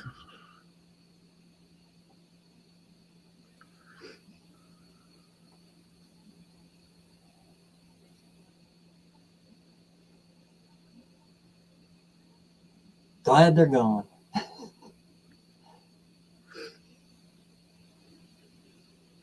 Yeah, I still like my beers once in a while, but I don't drink them like I used to.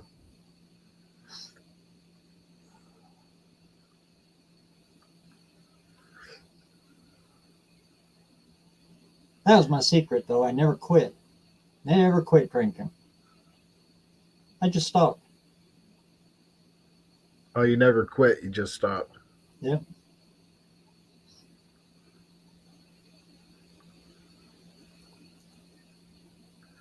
But I was bad. I was pretty bad there. About 3/5 a week, Captain Morgan. I was never that bad. Saying I like having my couple beers after work, and I never really drank much. I didn't really drink to get drunk. It was more of a social thing. But I just got tired of having to go to the bathroom every 20 minutes. Getting up 3 or 4 times a night. I like this sleeping all the way through the night now.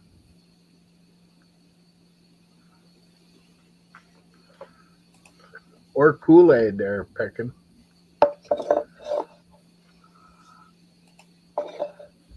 But I hold nothing on anybody that wants to have it, go for it. I can go to a bar, sit down, have a cup of coffee. Oh man, boy, talk about some bad coffee. Usually it's because it's been sitting there brewing all day. Nobody else. Maybe a week. Probably tar.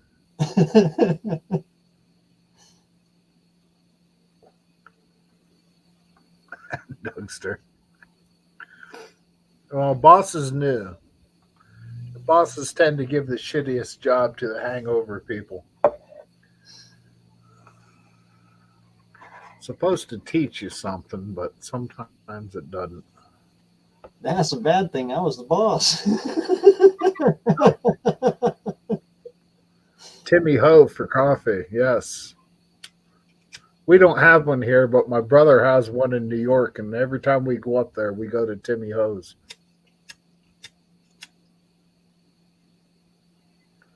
Still kicking, barely.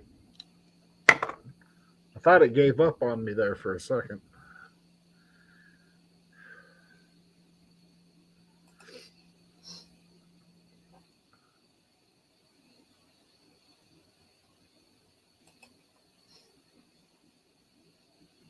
Actually, I think YouTube's kind of helping me that way too, because I'm actually an extremely shy person. I don't talk to many people. And I'd have to get drunk to talk to people. So doing this YouTube stuff has kind of helped me that way.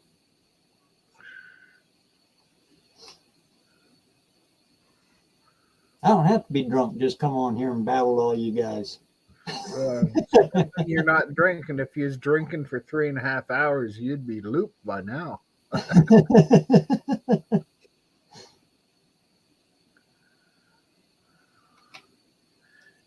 Yeah, I've noticed your lives tend to run a little overtime there. Yeah, so does StreamYard. Yeah.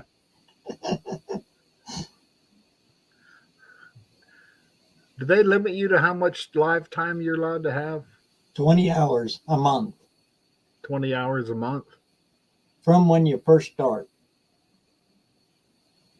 So when you first, register with them, it's not like on the first of the month you start. It's whenever you started, and they give you 30 days, I think. Oh, so like say your month starts on the 15th or whatever. Yeah. All right. They don't cut you off. Like if you're fourth one, they say, "Oh, you've only got 15 minutes left. You can go ahead and go all the way through." They won't shut you off. But if you're over on your third one, then you can't do a fourth one. If that makes sense. Yeah. So tomorrow when I do my live, I'm gonna try to do one out in the shop. Do a watch me try to work. Well, that's right. You did have a couple lives this week, didn't you? Yeah. Yeah, I stopped in for 1 or 2 of those. It's like, no, if I stop here, I'm going to be here for an hour, and I got shit to do. And sometimes I'll get on these lives, but as long as I don't talk, nobody knows I'm there. That way, when I leave, I don't have to, I was experimenting with them hardcore. I wanted to kind of see what a live would do that early in the week.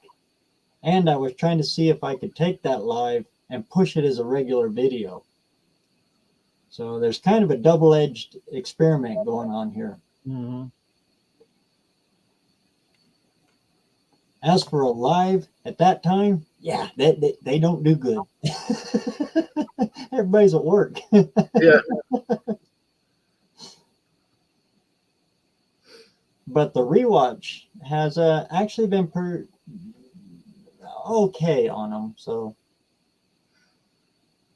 I've never tried to push my lives as a video. They've just been hangouts. So Right.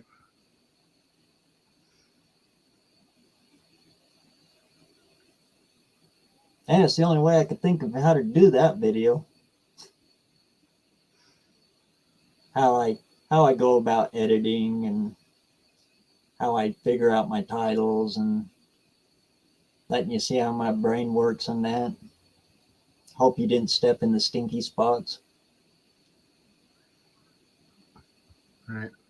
Oh, Pickle's heading out.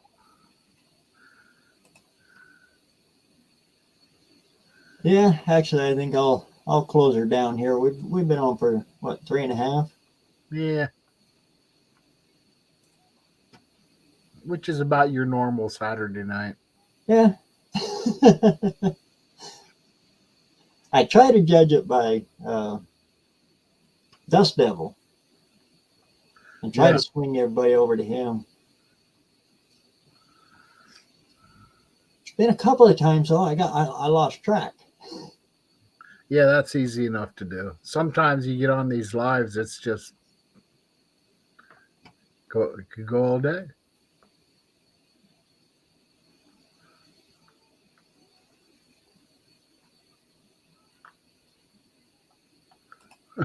Brian heard his name. He's like, huh?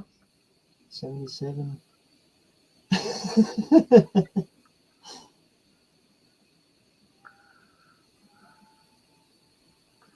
Huh, a 77, a square body? Dodge, you know. I probably get butchered, but I kind of classify them as the square body Dodges. That'd be interesting. Isn't 77 too new for a rat rod?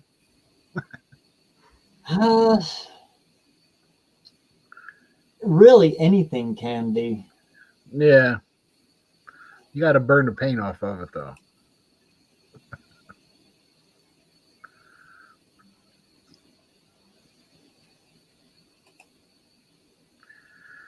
$2,200, huh? I mean, well, that's what a rat rod is. It's just leftover parts put into use. Yeah. But if you go too far with it, it ends up being a hoopty.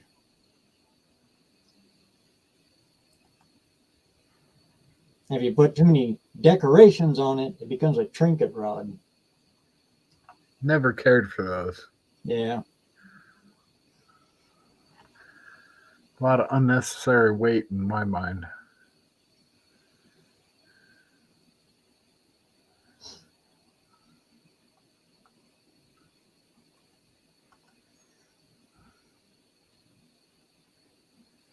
But boy, I'll tell you, they are so liberating.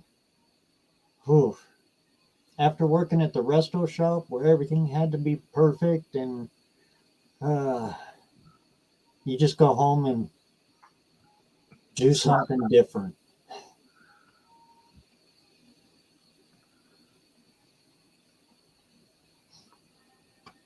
And there's no manual to show you how. If it don't work, you cut it off and move it.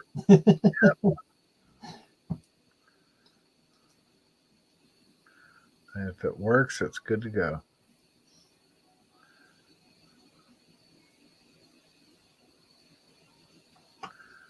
Let's let Dean post up here.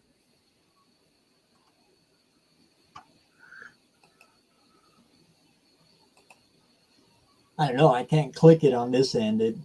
If I click it, it does this. Shows it to everybody.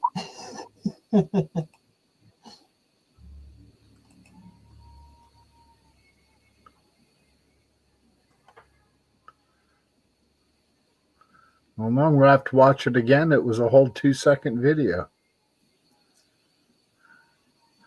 Baggins and Banshee. That's this.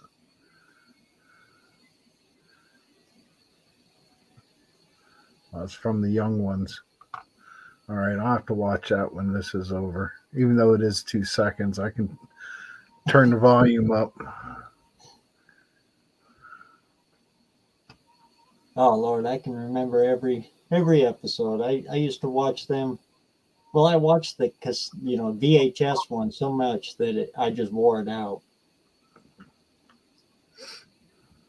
They came on MTV's late night, like kind of like for adults thing back in the 80s.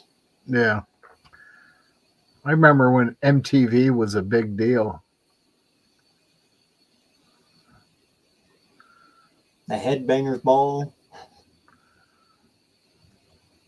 When they actually had music on music television. Yeah.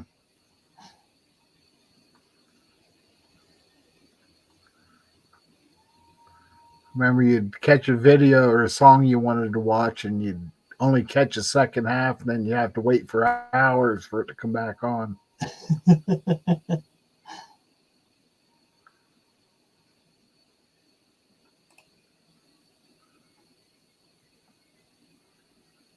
The best thing in Benny Hill is that theme song. Everybody knows that theme. I used it in one of my shorts.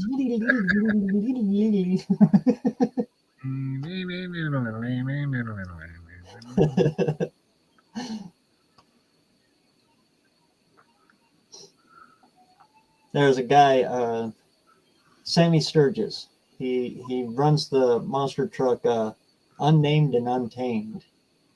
And he's got his toolbox is a go-kart.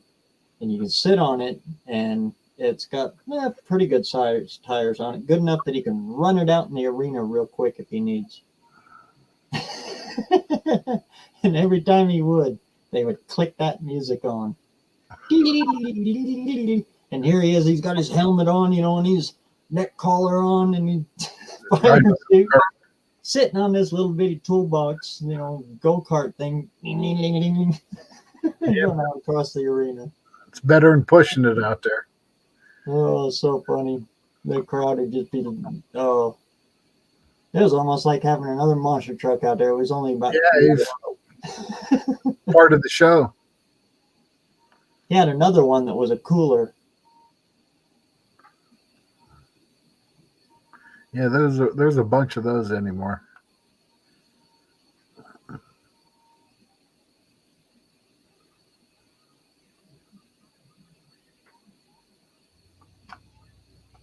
And he had spikes on his helmet, Oh, it's funny. That reminds me, I got to put that on my list. I need to get a helmet. Got to get this front end done so I can get these floors finished.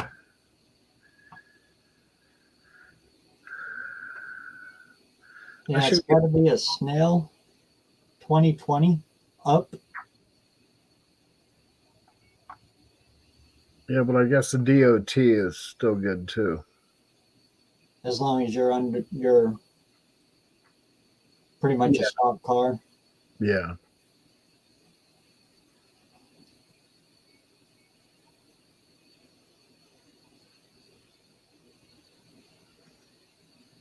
I found some good prices on Snells though.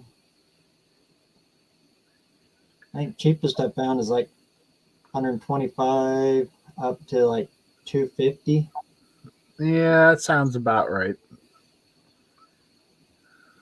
I don't know what the prices are nowadays, but a couple years back I bought one when I had a motorcycle. And that's all I got now is a DOT. In fact, the one I got, I don't think it would even clear. Good Lord, I've had it since the 80s.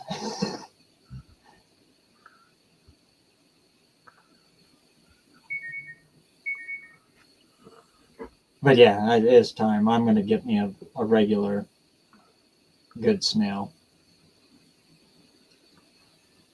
Well, I've never I don't drag race, so I don't have a motorcycle, so. Yeah, it's like, how bad do you really need it? Some of those Our track helmets, out here is it's minuscule. LP Lars stopped in. They're sitting out on the lake. They night fishing. Say hi to JB. He needs some quiet time. That tiller was beating the snot out of him.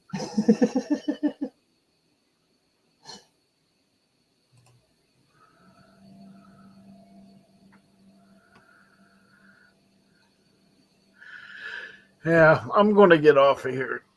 Yeah, I think I'll go ahead and shut her down. Yeah, I gotta. At least I know I'm going to sleep good tonight. Well, thanks for coming out, Don. You're always welcome in here. Oh, I know. It's what Saturdays are for, pretty much. And everybody in the chat, thanks a million for coming out. I'm going to try going live tomorrow during the day. I have no idea when it's going to come up. I'm just going to do a flash open one and just kind of see how it works. And thanks for coming out, everybody. And we'll do this again next week. And in the meantime, happy Memorial Day. It is getting about that late. Yeah. Happy Memorial, everybody. Thank you to everybody who made this day possible for us. And we'll do this again next week. Till then, get out there and get some metal hot. We'll see you on the next one.